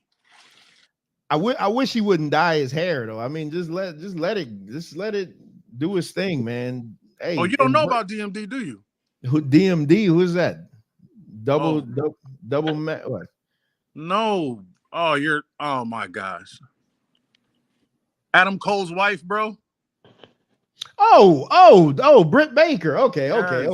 Oh, yeah. Them two. Yeah. Tony Schiavone even when I wasn't watching AEW, I would always go YouTube their clips just because their chemistry together. I like Britt Baker. He got her up there. Look at that. Another one we didn't even name. Yeah, where is she at, man? After that Wembley show, she just disappeared off the face of the map. Probably nursing Adam's leg. Yeah, Adam Cole might be the devil. I know you think it's CM Punk. A lot of people are thinking it's CM Punk because CM Punk is trolling the hell out of everybody. But yeah, he is. So Jim Ross says on his podcast, he said that my doctor believes that if I take a few weeks off, I'm not sure how many. We'll see. It's got to heal. He said being off an airplane for weeks will be good for my leg to heal. So that's what I'm going to do. Later in the show, Ross said that his contract with AEW has a few months left, but reiterated he's only taking a short time off to heal and that Tony Khan has indicated to him that he would like Ross to remain with the company. So at this point, I'm not. I mean, Jim Ross ain't gonna make or break AEW. I mean, wait a minute. So you're saying is Jim Ross like you remember Gordon Soley when he was older towards the end of his career? He was still pretty effective. Are we saying that Jim Ross is not on that level? Oh, have you heard Jim Ross on Collision? I've all I heard hear him is every them. now and then. All I hear is them stopping to correct him when he makes Yes. mistakes. Yes. Bro, You no, don't I'm know, so Mike. serious, bro. He don't know none of the moves. No, He it's barely say bad. the wrestlers' names right. Don't be a foreign wrestler. Oh, Oh, God. Oh. It's bad. It's like they picking him up and they dragging the carcass Yeah. around. It's weekend at Ross's. Come on, man. Y'all think I butchered them UFC names, boy? This over here, hey, Tony Khan needs to be a stand-up man. Let that man keep 50% of his contract and let him go off in the distance, man. He did what he did to make your company proper. He gave you the stability, and he gave you the credibility when you started out. Let that man go. You got billions of dollars in the family. Let that man get his little chunk change and go off in the distance, man. He don't need to be on the plane flying and trying to figure out new Suzuki names and Mitsubishi drivers, and that ain't for him. But the funny thing, I mean, Jim Ross. I mean, when I think of Jim Ross, I think of WCW Jim Ross. I'm not even thinking about Stone Cold. Like he totally changed his style for WWF. And I mean, it's fine. It's a great thing. He has some great sound bites and whatnot. But when he was in WCW, he was the one that was naming the names, naming the moves. I can remember in the Japan Super Show shows that they would have, and he was the one that was always explaining who this guy was, what their history are. So he was always on top of that. So how the hell this fall off could happen to a guy who seemed to like be entrenched in the wrestling world? I think once his wife died, that it just all went down. Oh yeah, that stroke hit him, bro. I don't think his lips can make the words like they used to, and I'm not trying to be funny. I've had Bell's palsy. Y'all know what that is? Yeah, it happened to my sister. I had Bell's palsy. You can't talk right, bro. Wait a minute, you got Bell's palsy, Mike? I don't have it. I had it. Right. One morning you just wake up and half your face is face just go. And I'm looking at my ex-wife like, yo. She's like, what? I'm like, is my eye moving? She's like, no. Why? She's like, why are you talking like that? I'm like, I think we need to go to the hospital. Like, it just freaked the hell out of me. Yeah. And I know how that felt. And I was young. I was in my mid-30s. So this man is what, 60s? Yeah. And he's got a literal stroke. Yeah, he's up there. He can't. Go sit down somewhere, bro. You're supposed to be sitting down, feeding the kids, feeding the grandkids, and feeding pigeons, bro. Go sit down somewhere, man. Tony Khan, get that man a nice chunk of change to go sit down somewhere. Make sure his family's straight. Come on, that's what I could not be a billionaire because I would be. If you did me right, here you go. Go sit down somewhere. And Bones made the best case for it. He should just be sitting there doing interviews. Like I'd still never forget the sit down interview that he did with Stone Cold and The Rock before WrestleMania 17 was some of the best stuff ever. Like his sit down style is still good, but to have him sitting there trying to call moves, and can you imagine this guy in a Kenny Omega match trying to call all that shit in a 5-minute period? Come on, man. Or Young Buck. Hey, matter of fact, even better, put him on the women's show and let him do what Tony Schiavone does. Every once in a while, get up in the ring, hold a little mic, talk to him, and then go sit back down. He could bring some shine on the ladies because people love Ross. Yeah, I mean, he brings a level of legitimacy to AEW. So yeah, they just got to use him right. I just don't want them to old yeller him. You know what I mean? Like, it's too late for that, bro. Yeah, you don't want to. The shotgun been out. So speaking of Jim Ross, and I did say we are going to bring Ric Flair back up before we get into the AEW review. Shout out to Nerabomb, peace to you. There was one note from Monday Night Raw. The setup for this was perfect. In the main event, you had Judgment Day versus Cody and Jey Uso for the tag belts. But at the beginning of the match, the beginning of the night, the Judgment Day and the babyface team got into it, which caused Adam Cole, which caused Adam Pearce to come to the ring and ban everybody from ringside. That's very important. And he said, not only are you banned from ringside, but all of you got to leave the building. So now you only got Finn and Damian Priest versus Cody and Jay. No outside interference, how it should be. Everybody's banned. Sami Zayn's banned. JD McDonough, Dominic, everybody's banned from the ring. And then you get the ultimate act of betrayal. Drew McIntyre comes to the ring. By the way, I called this. Hits the Claymore. Hits the Claymore on Jey Uso. Talk your stuff. And then you got Jay and Cody just sitting in there looking like idiots in the middle of the ring. And then you get the ultimate deal sealer, the handshake between Rhea and Drew. Drew McIntyre is the fifth man on Team Judgment Day, which means the babyfaces need a fifth man, and that man is none other than Randall Keith Orton. Randy Orton will be the fifth member of the Survivor Series team, and they are going to announce it next. Did he come out?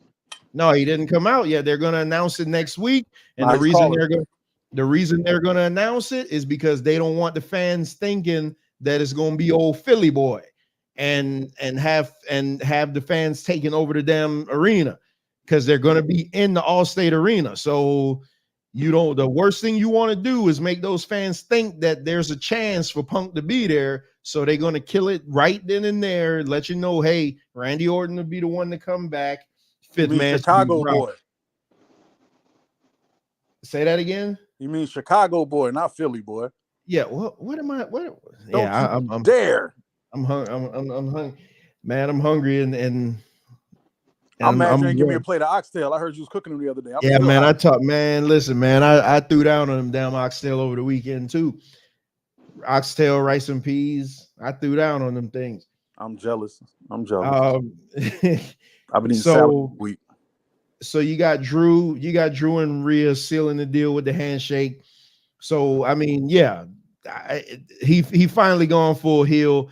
Drew did re-sign his contract. So just so everybody knows, everybody keeps saying he's going to AEW. He's not. He re-signed. He re-signed his contract. So Drew McIntyre being on the Judgment Day makes all the sense in the world. And so the Judgment Day has a nice assortment of different wrestlers from all around the world.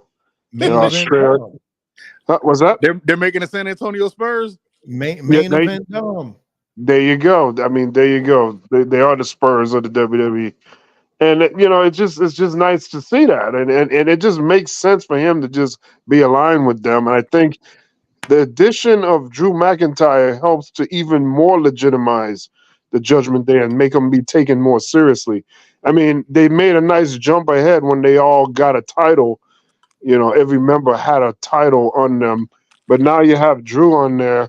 So now this faction right now is probably going to take over 2024. Hopefully, we'll see what happens. Who do they kick out? All I'm seeing is them pushing Finn Balor further down the list. Nah, they're kicking Priest out. Priest is the one that's getting kicked out. Why does anybody have to be kicked out? Why does anybody have to be kicked out? Oh, Mike. Okay, Mike just saying that they're pushing him down the card. But yeah, as far as storyline, Priest is the one, because he made that comment at the beginning of the show that he's the leader, and everybody looked at him like, "What?" Nobody ever looked at him as being the leader. No, but this is the first time that he actually said it. He said, "I'm the leader of Judgment Day," and they all looked at him like, "What the hell are you talking about?" And then he was like, "Yeah, but you know what I mean? Like, we all blah blah blah." So they're not going to lose. That's going to come up. That's going to come up. The real leader is Rhea Ripley. It's Rhea. But it's supposed to be Finn Balor, but it's the real person obviously pushing the buttons is Rhea Ripley. But whatever. Obviously, I don't see Finn Balor shaking hands with Big Doofy. Said Finn was looking like, what the hell you doing? Like, when Finn, when he saw that, he was looking like, like, what the hell is going on? Him and Priest was like, hey, what is this? And she was like, mind your business, just grown folk business. So let's get into this day in wrestling history. And we only got one event today because we only need the one event. And then we're gonna get into the Full Gear preview, and then we'll be done. I probably see we get out of here by 8:00. So this day in wrestling history, let's get into our time machine and go back to November 15th, 1989. Do you know what happened that day, Van Cat? If you do, I will be shocked. Is that the day that Dusty Rhodes did the speech? No, I was 85. Yeah, that's a good guess, but no. Yeah, Van Cat taking too long, so you're probably Googling it. So November 15, 1989, NWA Clash of Champions. Clash of Champions 9, the New York Knockout. Ric Flair defeated Terry Funk in what I thought was one of the greatest matches I ever seen, the I Quit match.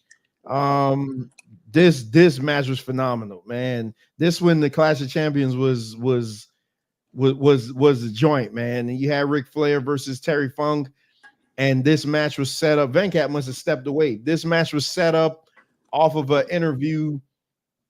Ric Flair had just defeated Ricky Steamboat, if I'm not mistaken. No, yeah, it was Ricky Steamboat. As usual. As usual. Oh, beating Ricky Steamboat. Mm-hmm. gotta do that brown, that white on brown violence. Yes, indeed. So he had just beat Ricky Steamboat, and then Terry Funk came in the ring to interview him because Terry Funk was doing like ringside interviewing, and then Terry Funk buttering him up, and then he's like, "Oh yeah, can you find it in your heart? Yeah, can you find it in your heart? Let's just shake hands. Can you find it in your heart that maybe you could give me a title shot?" And then Ric Flair hit him with the why you had to have top 10 list. Ric Flair hit him with the ultimate line. He said, while you were bumping elbows with Sylvester Stallone, and this is all coming out of my head, I'm not looking down at anything. While you were bumping elbows with Sylvester Stallone, I was defending this title against a top 10 list. We have a top 10 list, which is why World Championship Wrestling is the greatest wrestling organization in the world. And then Terry Funk said, "Oh man, I didn't mean anything by it. Gosh," and then he did hit him with some gosh darn it. And then he said, I didn't mean anything by it. I'm sorry. I'll just let you go. Ric Flair said, I just had a hell of a match. Good night, everybody. Champion out. Terry Funk lowered the boom on him, power drived him on the wood table. Until that point, you had never seen that before. And that was like the wood table. That wasn't these exploding tables that they use now. This was like wood that didn't break. So when he power drive Flair, he power drived him right on the wood. So hopefully he protected him. But so then that set up this match, which was phenomenal. This match, I think this match got match of the year for this year. So Venkat, what you remember from this one? The New York Knockout, that was great. I can remember that being live, and I always love I Quit matches because throughout the year you're watching wrestling and you don't see many wrestlers give up. So in this match, someone's gonna give up, and Ric Flair and Terry Funk, they got a unique chemistry, and Funk was wild as hell. So I just remember the match being real fun to watch. They were getting out in the crowd. They were on the aisleway fighting and going back and forth. It was a sight to see, and like Trevor said, back then we didn't see a lot of that happening. So it was always a treat to see it in like a big profile event like that live on TBS.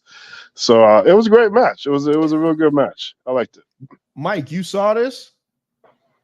Not live, but I remember You know when you're older and you start doing your dives of stuff you missed. Yeah, I remember watching. Yeah, man, I remember that interview vividly. I was like, what is he? Oh no, he's not about to. It's like, you know what it was like? It was like watching old Richard Pryor stand-up comedy and then being like, oh my gosh, all my favorite comedians of today stole that from this. Yeah. That's a good damn point. Yeah. That thing felt it was good to watch, man. And he did it well. Cause he was like, I'm like, Terry Funk acting soft, like Funk crazy. He's like, golly gee. I remember, bro, it was epic. Epic is the word for it. It was lit. And it started one of the best tropes in all of wrestling. So thank you, Mr. Funk. We lost you this year. We still love you and we still respect you. So is Terry Funk any good though? Like, and listen, I know, so don't get all defensive. I know he's NWA champion. He comes from the long line of championship stock, well known in the business. But I'm saying, is he good as a wrestler? Because I can't remember. I know Terry Funk for stuff like this. I know Terry Funk for being Chainsaw Charlie and the crazy guy that would never retire in 2000s WCW. I know Terry Funk for being the ECW champion and doing all type of death matches and stuff like that. I can't tell you, and I got a pretty good encyclopedia in my head when it comes to wrestling, but I can't tell you a time where I could be like, damn, boy, Terry Funk just put on a Matt Classic. And he don't have to. I'm just saying, can you remember a Matt Classic from Terry Funk? Yep. Terry Funk, man, he's a different type of wrestler. He's not going to be the one that is like a Bret Hart. He's not going to be even a Hogan. It's just when he came out, it was a little bit more of a legitimacy behind when he was in the ring.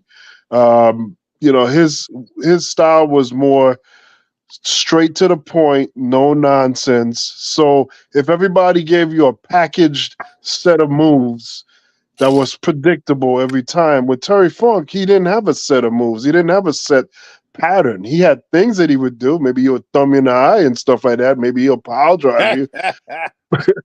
But his style was more unpredictable. You didn't know what you were going to get out of him that night. You didn't know what you were going to see.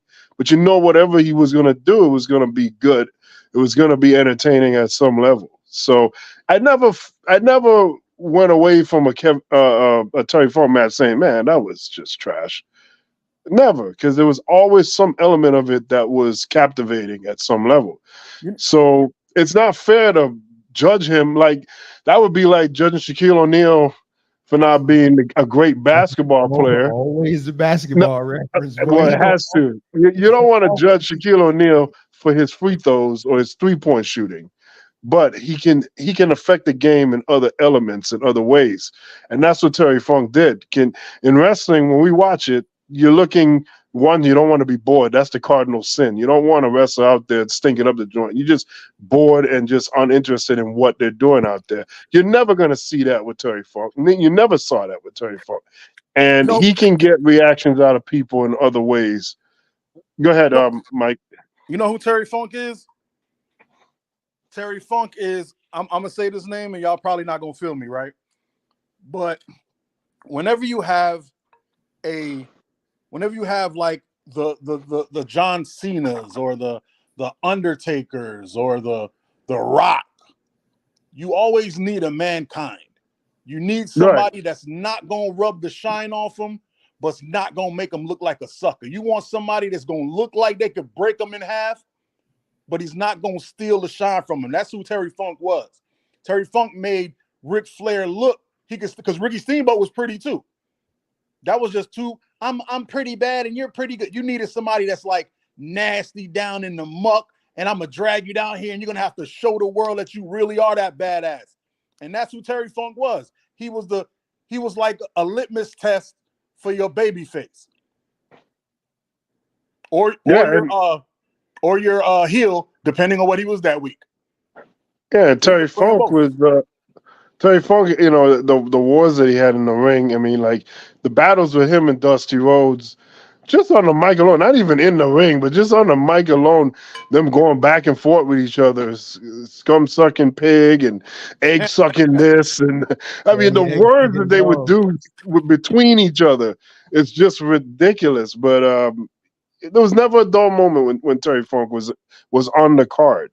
I'll put it like this. Yeah. If Terry Funk is on the mic, there's gonna be some old angry white Republican women screaming in the crowd. And that's what wrestling is. You tell him, Terry. I'm gonna say it is. This match right here, Terry Funk versus Ric Flair, was better than any match in the trilogy of Ric Flair and Ricky Steamboat. Oh boy, he just hating. He just hating. He just hating. Look, Trevor, I understand where you're coming from. I understand where you're coming from. You just said you don't want to be bored. Now, looking at it as a 43-year-old man, I can't go back and watch Ric Flair versus Ricky Steamboat in that trilogy because I'd be bored to death. This is like me watching it right now in real time. I could fire this up right now and just be just as energetic like it was back in '89. I think the Chi-Town Rumble one I think was the best one. That was the first one when Ricky Steamboat won. That was the best one out of there. But a lot of people like the one Wrestle War 90. 89. Yeah, Wrestle War 89. Yeah, like when Flair that same night that Terry Funk power drive Flair when Flair won the title back.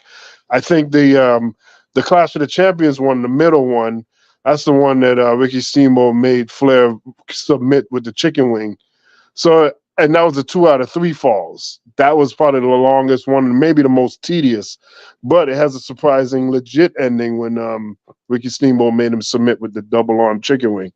So, I mean, it's not bad, but I get what you're saying because I think people over the years, even like when I first discovered it, because I never saw it live, that feud, I didn't see that feud live.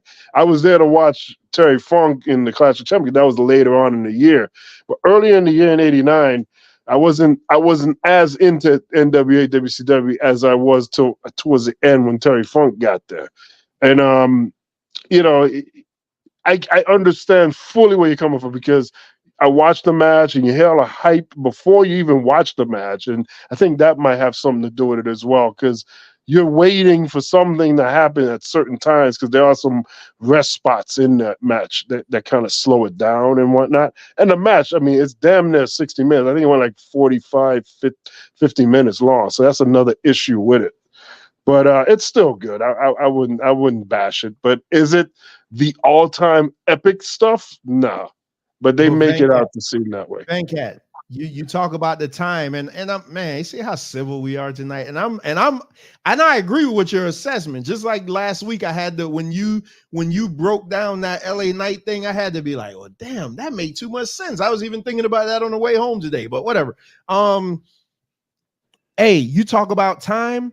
I could watch Sting versus Flair at Clash of the Champions like it's going on in 2023. That match never stopped. That match was fantastic. And unpopular opinion, and I'm gonna just say it. Hey, Ricky Steamboat, Macho Man from WrestleMania, wasn't as good as everybody made it seem. No, that's hating right there, man. That's hating. That match, I remember. Hey, come on, man. Don't fall for the bait. Hulk Hogan versus Ultimate Warrior from Mania 6, 10 times better than that match. No, it's not. That's ridiculous. That's a ridiculous assertion. Hulk Hogan versus Ultimate Warrior got to be like my top 10 wrestling match ever. Trevor, you gotta wash that out your mouth, man, because that ain't coming off right. Trevor, you just lost me, bro. I'm going to hey, Trevor done went over the he done went over the cliff. I'm watching Savage Steamboat again because I don't know, man. I think, boy, you talk about something that's overhyped. You know what else is overhyped? Since we want to talk about overhyped, WrestleMania 12, Shawn Michaels versus Bret Hart. That's notoriously overhyped. Yeah, I talk about watching paint dry like watching the Pittsburgh Steelers. My goodness, that was rough. that was rough. You give it too much credit to that Hogan Warrior match. It's not all. Awesome. No. Warrior was trash. Bro, it's not bad. It's just what it is. So wait a minute. I said what I said. Hogan Warrior from WrestleMania 6 versus Hogan Rock from WrestleMania 18. Which is better? WrestleMania 6. Oh my God, Trevor, you are just if you watch Hogan Rock with the sound off, you keep saying that. You think it's the worst match in wrestling history. The crowd made that match. That boy, if you ever talk about a crowd, Trevor, you need to watch Hogan Warrior tonight when you get off and really see what I'm talking about. They are holding each other. I watched that probably 3 months ago. That match was phenomenal, man. The word phenomenal does not associate itself with Hogan Warrior. The word they don't go together, man. Associate with the word Hogan.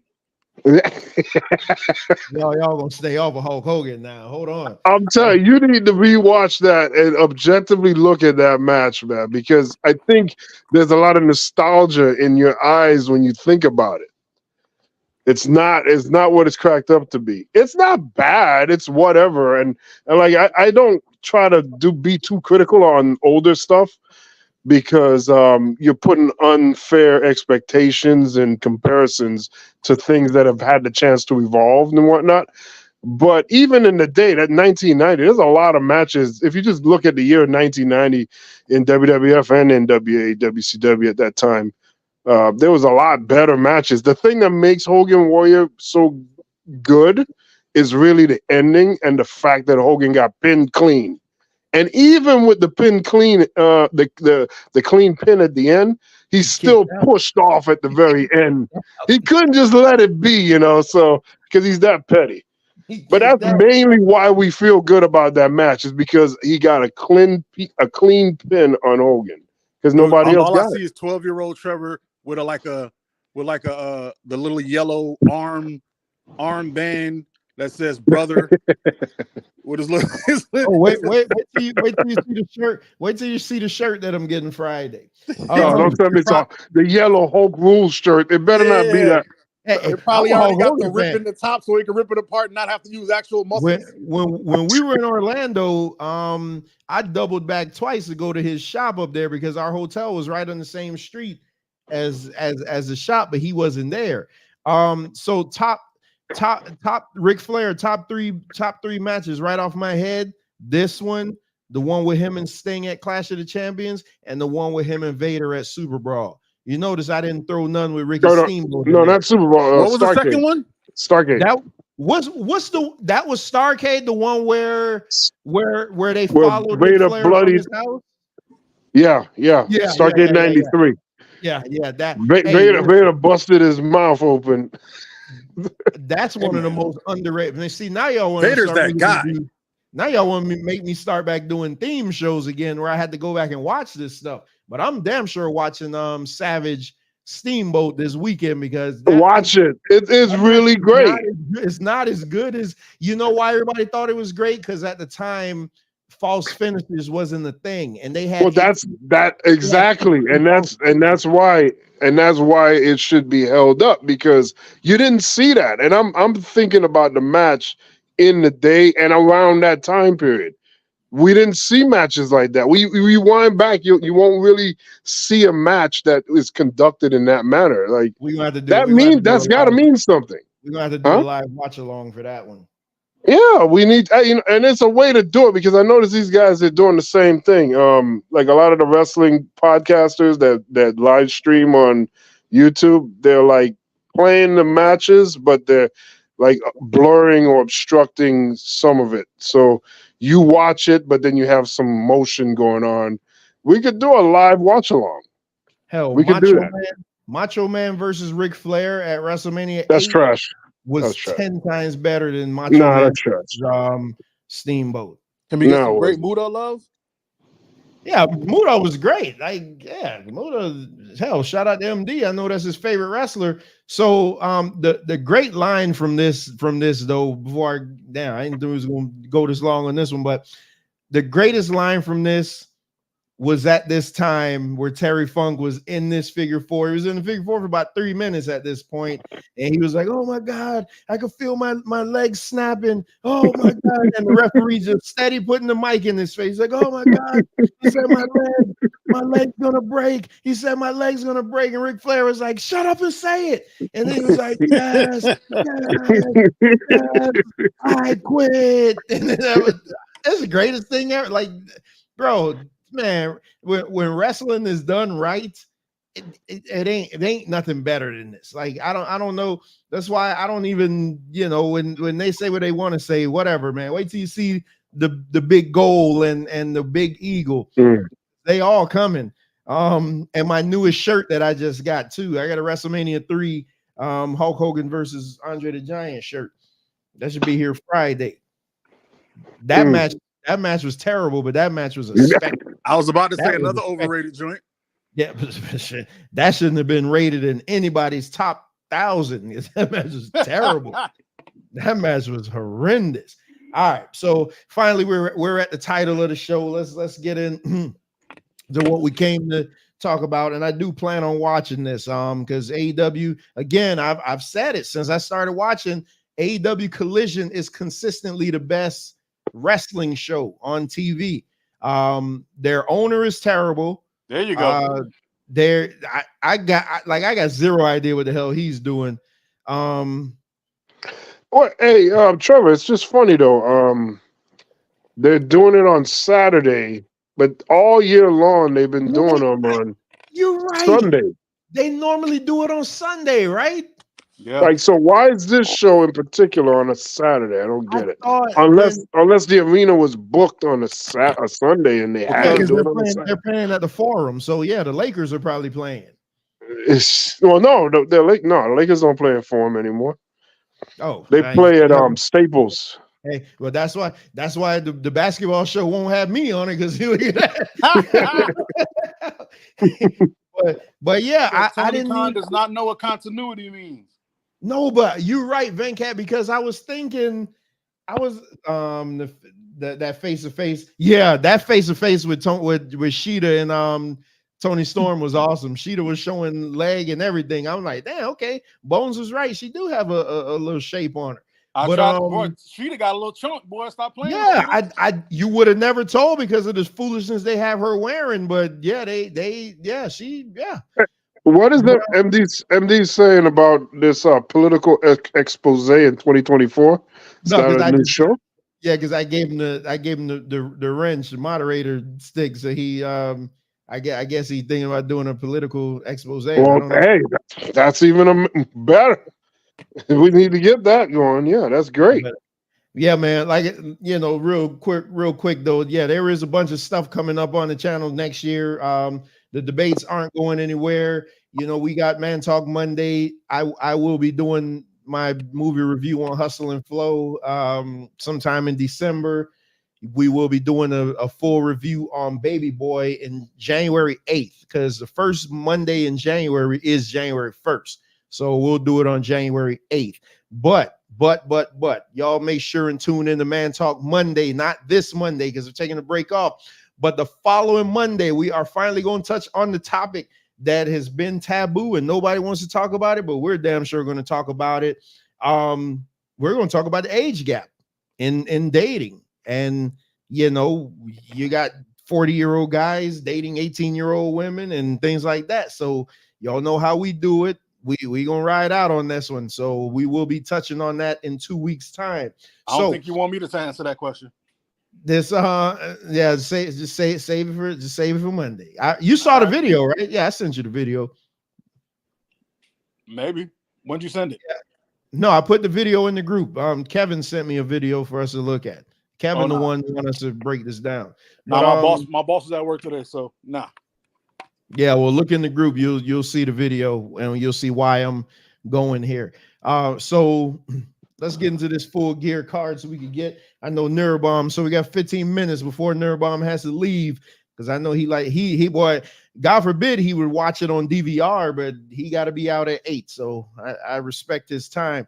This match, these are in no order. I have zero idea what the order of it's going to be, but for the Ring of Honor World Tag Team Championships. We got, again, on another pay-per-view, you got your world champion who has a match later on in the night, will be wrestling on 0 Hour against the Guns, and we don't know who his tag team partner is going to be. I mean, we could take a wild guess. I'm going to just say Samoa Joe, because Samoa Joe seems to be like they're building him up to be the next contender for the world title, and which is the reason why he gave up the the Ring of Honor TV title, because he said he wants the AEW title, and he told MJF the only way he'll be his partner is if he gets a title shot, and MJF has been avoiding that. So I think he's gonna So what if like you're saying he needs a partner, Samoa Joe comes out, he's the partner, they're in the match wrestling, but at one point in the match Samoa Joe screws over MJF gets pinned and loses the title and possibly gets hurt, and now later on in the match he's in jeopardy, but somehow he wins, the match in the main event towards the end. But that'll spark a feud there with MJF. He needs to lose the Ring of Honor tag right. It'll be a way to get the title off of him while adding to that feud that they need to go into with MJF and Samoa Joe, which will be a great feud, by the way. Wait a minute, MD is asking about what's the big sign in MD? What you talking about? Please don't tell me Tony Khan announced another big announcement. Oh my goodness. So he always has a big announcement. Hey, I'm eating lasagna tonight. That's a big announcement. So who you got in this match, Venkat? I got the Guns winning this match. Yeah, I would agree with you on that. It has to be. He needs to lose it already. And this is 0 Hour. This is their pre-show. So yeah, this gotta happen. Which I hate them, by the way. They stink. Mike, who you got in this? God, I can't stand them. Oh, Mike might have stepped up. Oh yeah, because his his avatar not even on there. I was on mute. My fault. Why are you hating the Guns, bro? I like the Guns. No, I'm lying. I like the intros. The intros are fire. Yeah, probably the Guns because of what Venkat said. Probably. So you see Joe turning on him? I don't think Joe. Because it wouldn't make sense. It wouldn't make sense. Yeah. I mean, so if they successfully defend it, so what? Right. But if he does this turn on him in mid-match and causes him to get pinned, right. Yeah. That will piss him off. Yeah. I like that. Yeah, because why would he give up the Ring of Honor television title to now win the Ring of Honor tag team title? Right, that's an even bigger step down. Yeah, he literally said that he doesn't want to deal with them anymore. He wants the AEW title. So yeah, so what role does Adam Cole play in this? Nothing. He needs to get his crippled ass healed up. He's gonna limp out and cry. Hey, listen, this Adam Cole signing is not looking good. I wonder what his contract terms are. He is just not looking good. So in the next match, so I kid. I think this match is gonna be really good. Just because the crowd is they will have a crowd for. The crowd is going to be amped up, and Christian is going to do his heel work like a son of a bitch in this. You got Christian Cage, Luchasaurus, and Nick Wayne versus Adam Copeland, Darby Allin, and Sting. And this is a trios match. I mean, there's no way the good guys are losing this match. I got Sting Squadron, brother. Yeah, I want to say Sting too. But Christian is so dirty. You never know what kind of trick he has up his sleeve.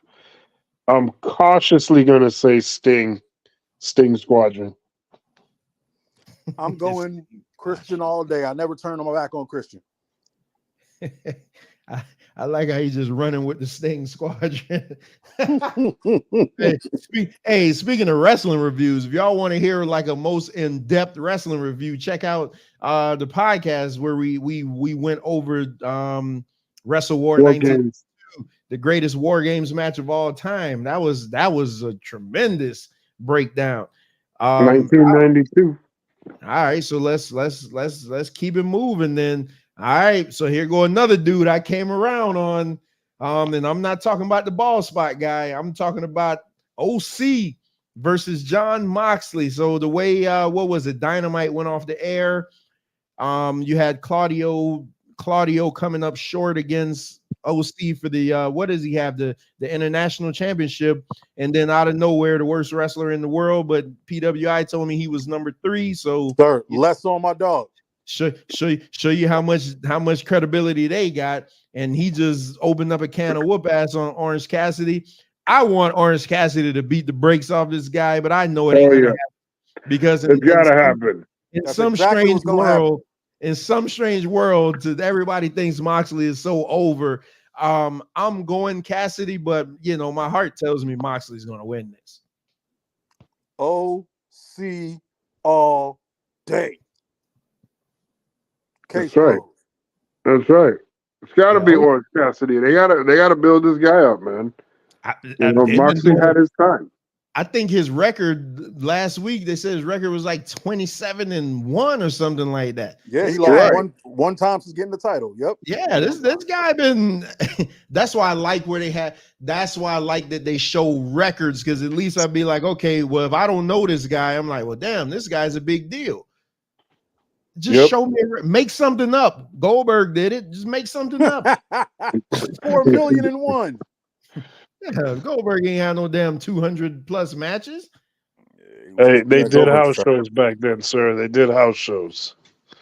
Yeah, I'd love for OC to retain, but I think Mox. Yeah, Bone says Mox. I think Mox is gonna win just because it's Mox, and you know they want to keep him busy. He probably gonna stick his fork in the guy's head or some stupidness. Just look for this to be garbage match central. Just look for that. Sir, move on, sir. I'm gonna have to disparage you. Stop talking about. So let me ask you a question, Mike, because where is Pac? I think Pac still hurt. He got hurt again when he came back. I haven't seen that. I have not seen Pac since I started like really watching this. I think he got. I haven't seen Pac since '96. Wow, that was hilarious. Van Cat, I'm the comedy. That was good. All right, so in the match that we just need to get you on the card, brother. Kenny Omega and Chris Jericho, which just seemed like an odd team, versus another team that I'm coming around on a little bit is the Young Bucks versus the Young Bucks. And the way this match came about was really ridiculous. I think it was on Collision.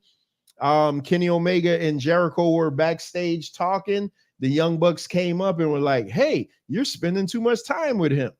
And he was like, "We're the ones that started this company." I think that was a dig at Cody. They were like, "We're the ones that started this company." And Jericho was like, "You sure?" I think somebody else had a hand in that too. He should have said Cody Rhodes, but he was like, "It was me." And they was like, "Well, hey, let's have a match at Full Gear." That's exactly how it came about.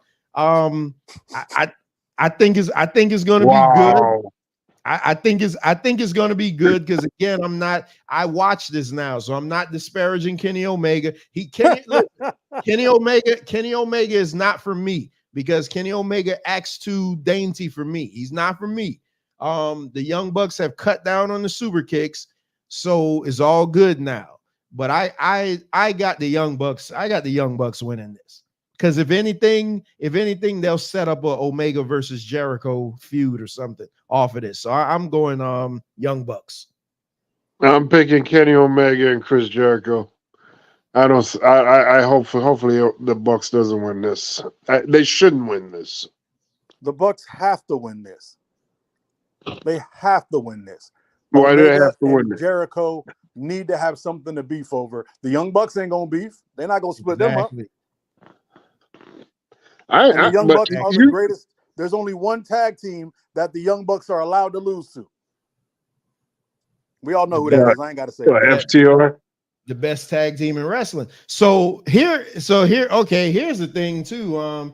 No, it's because Jericho assaulted Buck's dad a few years ago, so they hated him ever since. Okay, yeah, well, see, I didn't know that part, but I'm going by what I saw in Collision, and it literally was over who started the company.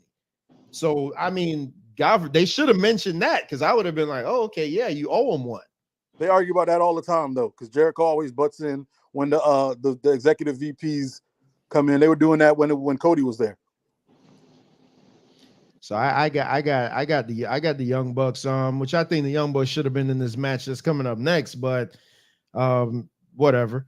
So we got a fate. I don't think they call them fatal four ways, but you have LFI versus FTR versus the House of Black versus Ricky Starks and Big Bill for the AEW Tag Team Championships. And I'm going to go out on a limb and I'm going to say House of Black's going to win this one, because the way the TV has been going, House of Black and the stupid light tricks, they're trying to reestablish them as a big deal. FTR doesn't need the belts back right now. You could build this up for something bigger. They can go a while without being the champs. They're still the best. Everybody knows it. This LFI, this is who is this? Roosh and some other guy. People tell me they're good, but what I've seen under them, they're regular lucha team to me. Ricky Starks and Big Bill, I have gained respect for Ricky Starks. As Ricky Starks, I don't like his character, but in ring he's really good. Big Bill is, hey, that's Kaz. He ain't nothing to write home about. But he's Shawn Michaels. He's Diesel to his Shawn Michaels. So I think now what I will say is that this match is going to hump like nobody's business. I can tell you that. But at the end of it, I got House of Black walking out as champions. I think AEW is really, really good in these mass chaos matches. They're way better than WWE. I love how they set them off. Like you remember that four-way between the pillars? Yeah. I didn't watch that, but I know what you're talking about. You need to. They real good. They real good at the chain moves. They're real good at doing things that are creative. Like in the pillars match, they had every single pillar do the finisher of their mentor, and it was fire. And I think AEW is really, really good. It seems to me that AEW, like, they actually discuss their matches before, and WWE just go in there freestyle sometimes. They might do one or two. They'll be like, we're going to do this, but that's it. But AEW really, like, their in-ring stuff is really popping when it's chaos.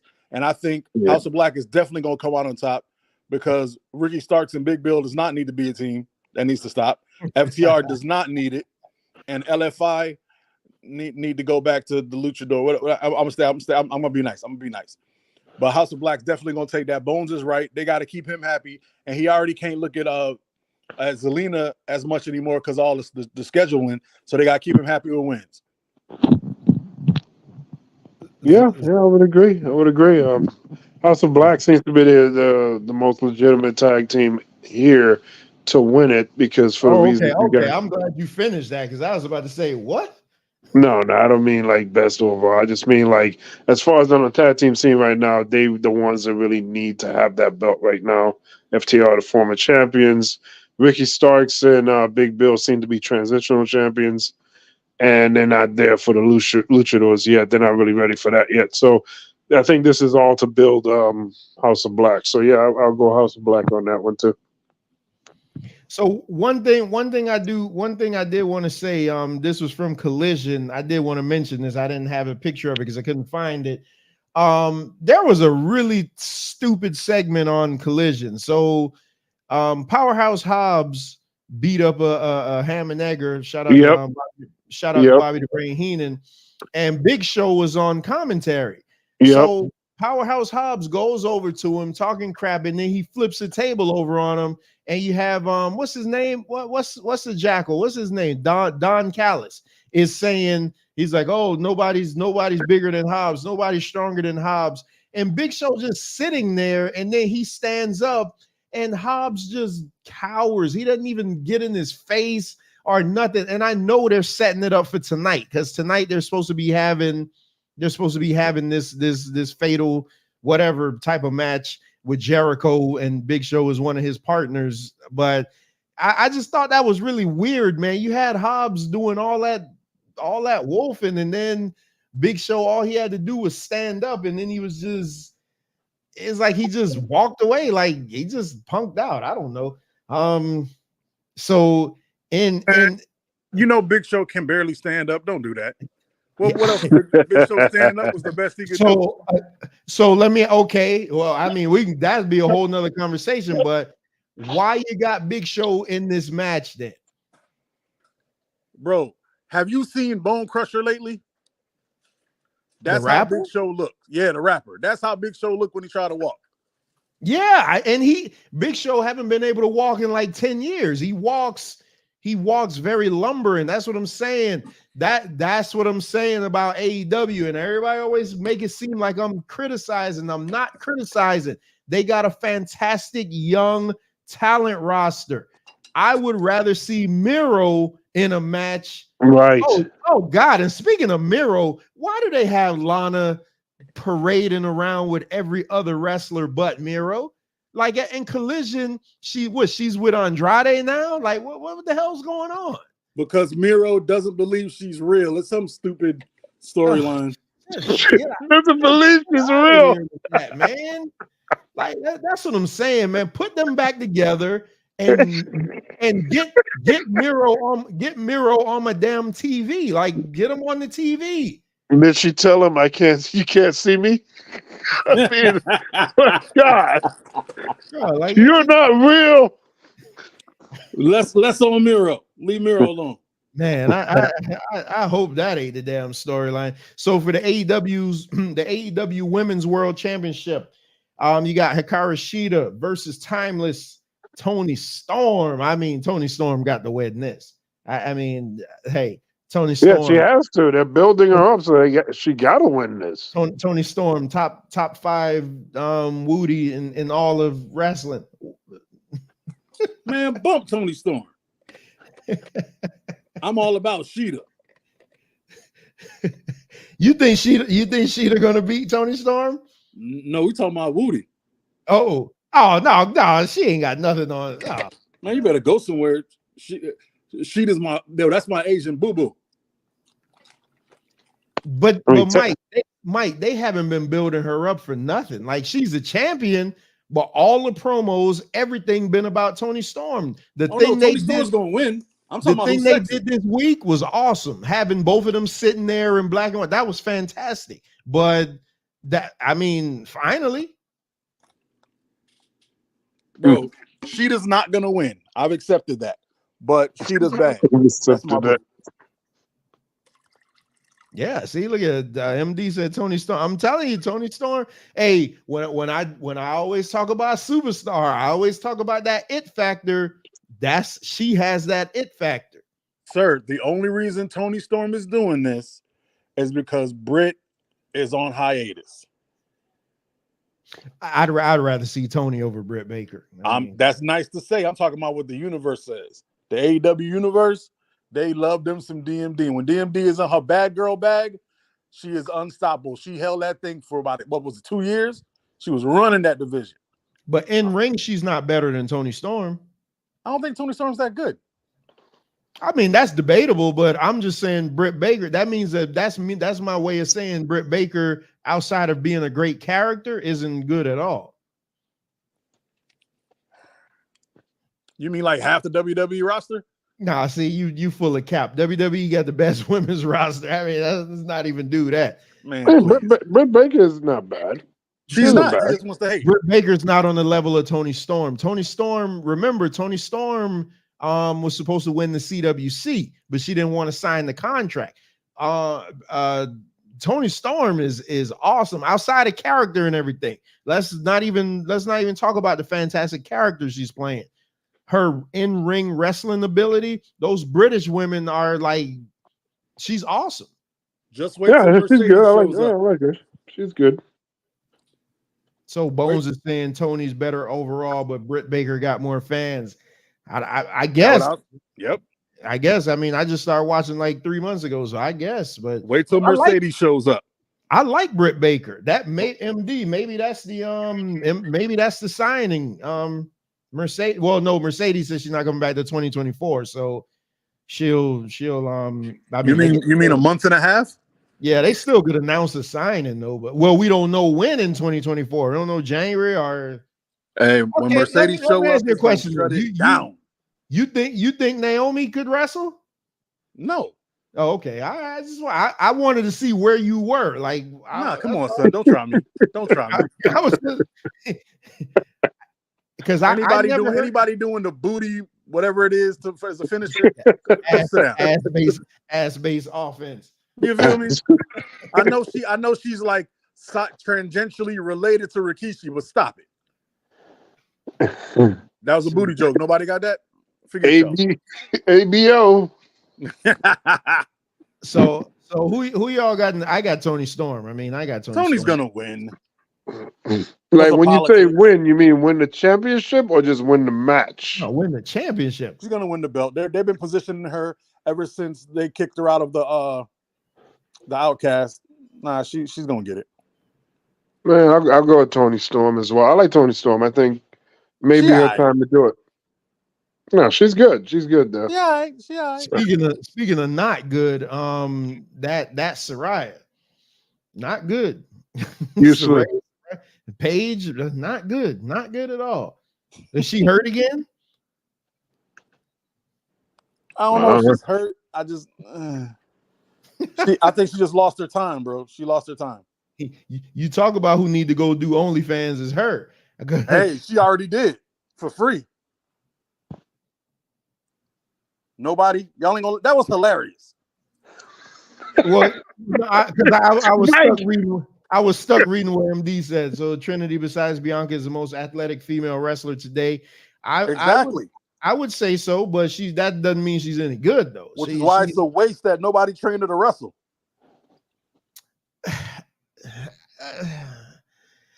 She had to have been trained at some level. Yeah, she trained good. Man, good. She's married to a damn Uso. Like at some point, she gotta have. That's not wrestling. Britt Baker is with Adam Cole, so Britt Baker gets real training. Yeah, that's wrestling. I like that you say what Adam Cole does is wrestling, but not Jimmy Uso. Yeah. Right. Yeah. I back it up with a yep. So so y'all, hey, MJF. Oh, y'all, this is Vencats talking. MJF number two wrestler of the year in my book. Who do you have as number one? Versus MJ, huh? Who's your number one? Gunther. Oh yeah, Gunther put in the most work all year. Yeah, I forgot you in love with Gunther. Yeah, well, he's solid, man. That guy is amazing. I don't dislike Gunther. I just I liked him better when he was fat. Now, he was awesome when he was a fat the boy. worst body in wrestling. That's it. He had the worst body ever, but he used to chop the brakes off of dudes. Yeah. On the same roster with Big Bronson Reed, but he got the worst body in wrestling. Come on, man. hey, Bronson is way better. Way better as far as the body type. So I'm starting to believe you two just save up stuff to piss each other off. No, he does that to me. Well, it's like he's like, man, what I'm gonna get him on today. In the main event, you got MJF versus Jay White for the AEW World Heavyweight Championship, which I told y'all is the silliest damn thing in the world that they haven't made Jay White give him back this belt yet. It just is silly at this point. It's just and I think they've been making MJF look silly over the past few months, always putting him in these damn meaningless tag team matches, having him get jumped by Bullet Club Gold, and it's just having him gotta placate to Roddy Strong in the neck brace and having the Acclaimed dude hug him around his nutsack. Like, come on, man, just. Well, the next thing they're gonna do is have some midget clowns jump him. They're making him do what he did to Jericho. He made Jericho go through the torture walls. He put him through 9/11 trials before he could actually get him in the ring. They're just doing it back to MJF because he's a sort of hero now. But again, I just started watching, so I don't know the entire history. But so I like Switchblade. I mean, I like Switchblade a lot. And if say Moxley used to hate Switchblade? No, never. Say Moxley was a champion, then I'd love Switchblade to take that belt off of him. Say Adam Cole was a champion. Say Bryan Danielson was the champion. I'd love Switchblade to take the belt off of him. Switchblade don't need to be taking the belt off of MJF, but they got to get MJF back to being like serious. I think I get it, man. People love comedy and wrestling, but I ain't no big fan of comedy and wrestling. What? Yeah, whatever. This guy talking about Goldust, and he don't like comedy and wrestling. Something wrong with you, bro. Goldust was a psychological character. That's Lord, there we go. Fake serious Trevor's in my top 5. Goldust. You heard his voice? No. Goldust is a psychological. Man, if y'all shut the hell up. Goldust and he would play. Hey, when he kissed Razor Ramon, he kissed Ahmed Johnson, and he would do all that craziness. Somebody need to timestamp that. That was the funniest thing I've ever heard. MJF is going to win this. Of course. So okay, I got MJF. And then he goes on to Samoa Joe. Switchblade is just a placeholder here, but the bigger thing is who's going to be the devil. You know who I wanted to be. Yeah, I know you wanted to be CM Punk. You and everybody else on the internet. You can't tell me if it's CM Punk that Collision don't go over 600,000 that week. Easy, maybe more. Okay, yeah. Way to qualify it. Way to qualify it. You said that week. Oh yeah, I'm not stupid. Because the weeks that he was on it, they weren't doing. They were doing like 5. So yeah, because he wasn't a surprise. I just think it's a dying break. Like it needs a boost. It needs to get off that night. I think it'll do much better on another night. Well, yeah, we all agree on that. That night was trash from jump. They were looking for CM Punk to save it, to keep him at least above 500, which he did. But you get rid of him, what you expect to happen? And what should be Monday, Wednesday, Thursday. Yeah, what's funny? Monday Night Raw might not be on Mondays under the new deal. So it's very interesting to see what day that goes on. And maybe so say it leaves Monday nights. Would you see a possible AEW taking Monday night? I mean, that's what I would do, because hey, people are looking for wrestling on Monday. So hey, I'm sliding right in. That would be weak as hell. They had all this time when Raw is on Monday to do it. Hey. So the moment that Raw switches out and they just jump to it, that'll look like some duck stuff. You know to look better than the numbers they got on Saturday. Exactly. you win the belt however you win the belt. Facts. And MD, you're right. MJF is not holding. He's really good as a face. I think he really needed Adam Cole to bounce off of. Right. With him just doing it by himself, he need to go back to being that devil. That's my second choice. My second choice is that he's the devil. Yeah, I was just about to ask you, what if they're pulling a Vince McMahon higher power thing where Vince is in the ring talking to the higher power, which is still Vince McMahon. Now that would be, well, all right, you want a shot in the arm, then do something like that. Yeah, I'm with it. Because MJF being the devil would just be the perfect, it's what you always knew him to be. Only thing better is if he's the devil and he brings back CM Punk. But CM Punk done. Yeah, the CM Punk deal though, because the CM Punk deal is not storyline driven. Like that's some real life heat. That's like exactly, and real life heat always hits harder. That's very true. When everybody thought Hogan was really tapping Miss Elizabeth, everybody was, oh, get away from Macho's woman. You can't have half the roster. It wouldn't be a bad deal if the Elite didn't dislike him. Then I probably could be like, oh crap, did I miss something? Yeah. I'm just still bewildered by the fact that they couldn't just be grown ass men and just make the money they need to make. You don't need to love the people that you're working with. Right? It ain't like I actually like Trevor. Yeah, I don't. All them damn split ends to be on my phone every week. I gotta vacuum my phone speakers because these split ends be getting stuck in my speakers. I missed the match messing around with y'all. Who y'all got? Who y'all got winning this match? Damn it, man! I missed a damn match. My bad. MJF, man. It's your fault. I was coming in for one comment and I was gonna leave, and you told me to stay. I left the match off the damn thing, man. Shit. All right, and this is what I think gonna be the match of the night anyway.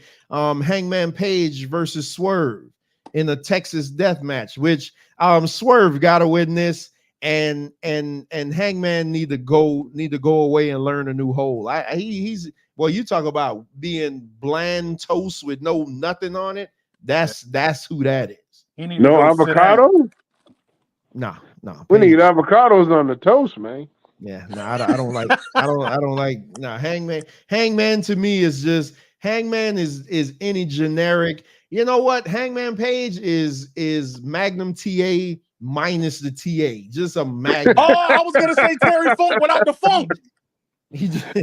That's good too. Like he's good. He's just there, just generic ass bland builder wrestler. He's amazing, Mike, without the amazing. I got Swerve, man, because I can see them building Swerve up as a world champion contender, because Swerve is hitting on all cylinders. I don't like what he did 2 weeks ago where he went to Hangman's house and did the whole baby scene. I don't like the creepy. I get it, it's wrestling, so I guess nothing's off limits. But I don't like the whole creepy thing, especially when you're dealing with what you're dealing with now. They could have left that off. It worked for Randy. Oh, yeah. At least they're not doing cocaine on the show. So,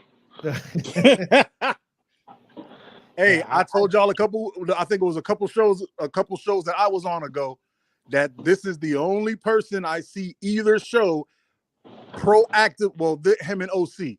That they're actively pushing a wrestler from mid to top. Yeah. And they did a fantastic job. If only they could do it for Keith Lee, because he's trash. Keith Lee's missing something, man. Keith Lee need I don't know what the hell. I know what he needs. Personality. But he has that though. No, he doesn't. He has that look off in the distance. In NXT, Keith Lee was that dude, man. I don't know what the hell happened to him. Maya King must have slurped it out of him. He probably thinking about his old lady. That's what it is. Right. He probably like, damn, man, she over there on SmackDown. I wonder who over there messing with her. Gunther knocking the draws off her. And he got Samantha Irvin in the background. Gunther. Samantha Irvin. Oof, boy. Yeah, that's a baddie, boy. I don't know how Ricochet let her put them pictures on Instagram, but god dang. Man. MD saying Keith Lee needs a manager. To me, he comes up. Yeah, he does come off as a sucker. I told you need a personality. He's a simp. Man, for a guy that good, he shouldn't just be that. Hey, give me Willie Mack right now over Keith Lee. Big facts. Why isn't Willie Mack on a premium event? Big facts. And we would all have working automobiles. Did you see Willie Mack's fro? And you talking about why he no. Wait a minute now. That's funny. That's a part of his identity. Yo, Willie Mack. Willie Mack. We need to get Willie Mack on these pay-per-views, man. Captain Alternator. Yeah, Willie Mack is that dude though with that stunner. Hey, just like MD said, I remember MD said that that Eddie Kingston make him believe that you could be that he could be a wrestler. Willie Mack, that he give all the dudes, all the dads hope, boy. Because if that ain't 1970s dad bod, boy, I don't know what the hell is, because he. Oh, but it's okay to talk about his body, but when I say Gunther got the worst body, but there was something wrong with me to say that. You talk about Gunther now, though. I see if you was talking about when he was Walter, you're talking about Gunther. Come on. I mean, there's a bit of an anorexia looking situation. It's like fat and skinny at the same time. Yo, he it's got like a little weird. concavity going on in the stomach area. It's weird. Yeah. It's weird. He the fattest skinny motherfucker I ever seen in my life. That's CM Punk, the skinny fat guy. No, CM Punk is a skinny fat guy. This is a fat skinny guy. Yeah. Totally different. Yeah. CM Punk looked like the short order cook at a Waffle House.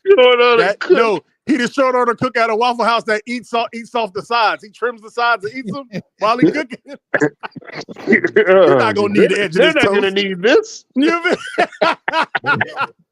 You don't need both egg yolks. It's CM Punk. CM Punk show up. CM Punk show up at Survivor Series. I'm celebrating. That's just gonna be another dagger. Yep. Or he could run out there, blow his quad, just like the McMahon's been doing, and now we all looking funny. Van Cat, you don't say stuff like that. So you talk about two things that don't go together is this shirt and this belt. But you talk about two things that'll never be together: that belt and Cody Rhodes. Cody will get there, man. Why did y'all let me stay on the show? It's almost 8:30. Bye. That's a good one. Yeah, man. I thought we was gonna go to 8, but it's all good. 8. My daughter just came in here telling me we're drastically out of time, folks. We gotta go. We'll see you next week. All right. So again, that's just how it is every week. Again, like I said, I'm not going to I'm taking next week off. So if I don't know if Venkat want to do a show, fine, but I do plan on watching Full Gear, so I'll give a review either way. If it'll be something that I record in the back, or if they take the week off, then we'll just do it the following week. So you let me know before Wednesday what you want to do. We're not gonna act like MD didn't just say that. You're gonna read the comments, sir. Wait, what happened? Walter looks like the Mario Brothers movie. Little head, huge ass body. I was in the middle of reading it, and then one of y'all said something. Man, I got a lot going on back here. People still sending me emails. I'm tempted to read it on the damn air, but I ain't gonna do it. Hey, much love, y'all. I'm gonna get off and let y'all sign off the right way. Holla at the chat. Much love. And Cody, you're an idiot. You should have stayed with AEW. Love y'all, boys. Except for your beard. Nah, he made the right decision. That's why you got extra split in. Shut up. He made it right. All right, Mike. All right, love y'all. Be safe. All right, Trevor. All right, Venkat. Yeah, let me know what you plan on doing, so I could either way, so I know what I'm gonna do. Yeah, I was thinking. Well, I was thinking about with Tape Fest. I was thinking, like maybe 4 more episodes, and then there'll be a season finale. And then take a hiatus through the Christmas, New Year time, and then come back like either mid. Yeah, that's what I was thinking. You taking breaks? All right. Yeah, because Congress. They go out of session. They leave Congress like November, December, and they leave for like up 2 weeks to a month. So I was thinking, when they go out of session, I should be gone too. And then what that will do is free up time to build up the NBA show in December. Yeah, because around Christmas time is the NBA that's when it start popping. So. Well, not only that, this tournament is really going crazy. I mean, last night we had this big fight. Wait a minute, did it start already? Yeah, it been started. It started. Oh. It's weird how it is, but like the regular season games are counting for the tournament. So now you not only have a regular season record, you also have a tournament record. So when you play those games, What does the winner get? Money. and a trophy and whatnot. But I feel like they should get like an automatic spot in the playoffs, like maybe number 4 with home court advantage. I think so. If they lose all their games going into the playoffs, they still guaranteed to be number 4. Now maybe they don't want to do that because some teams will literally just tank all the way through. I don't know, but I think that it management.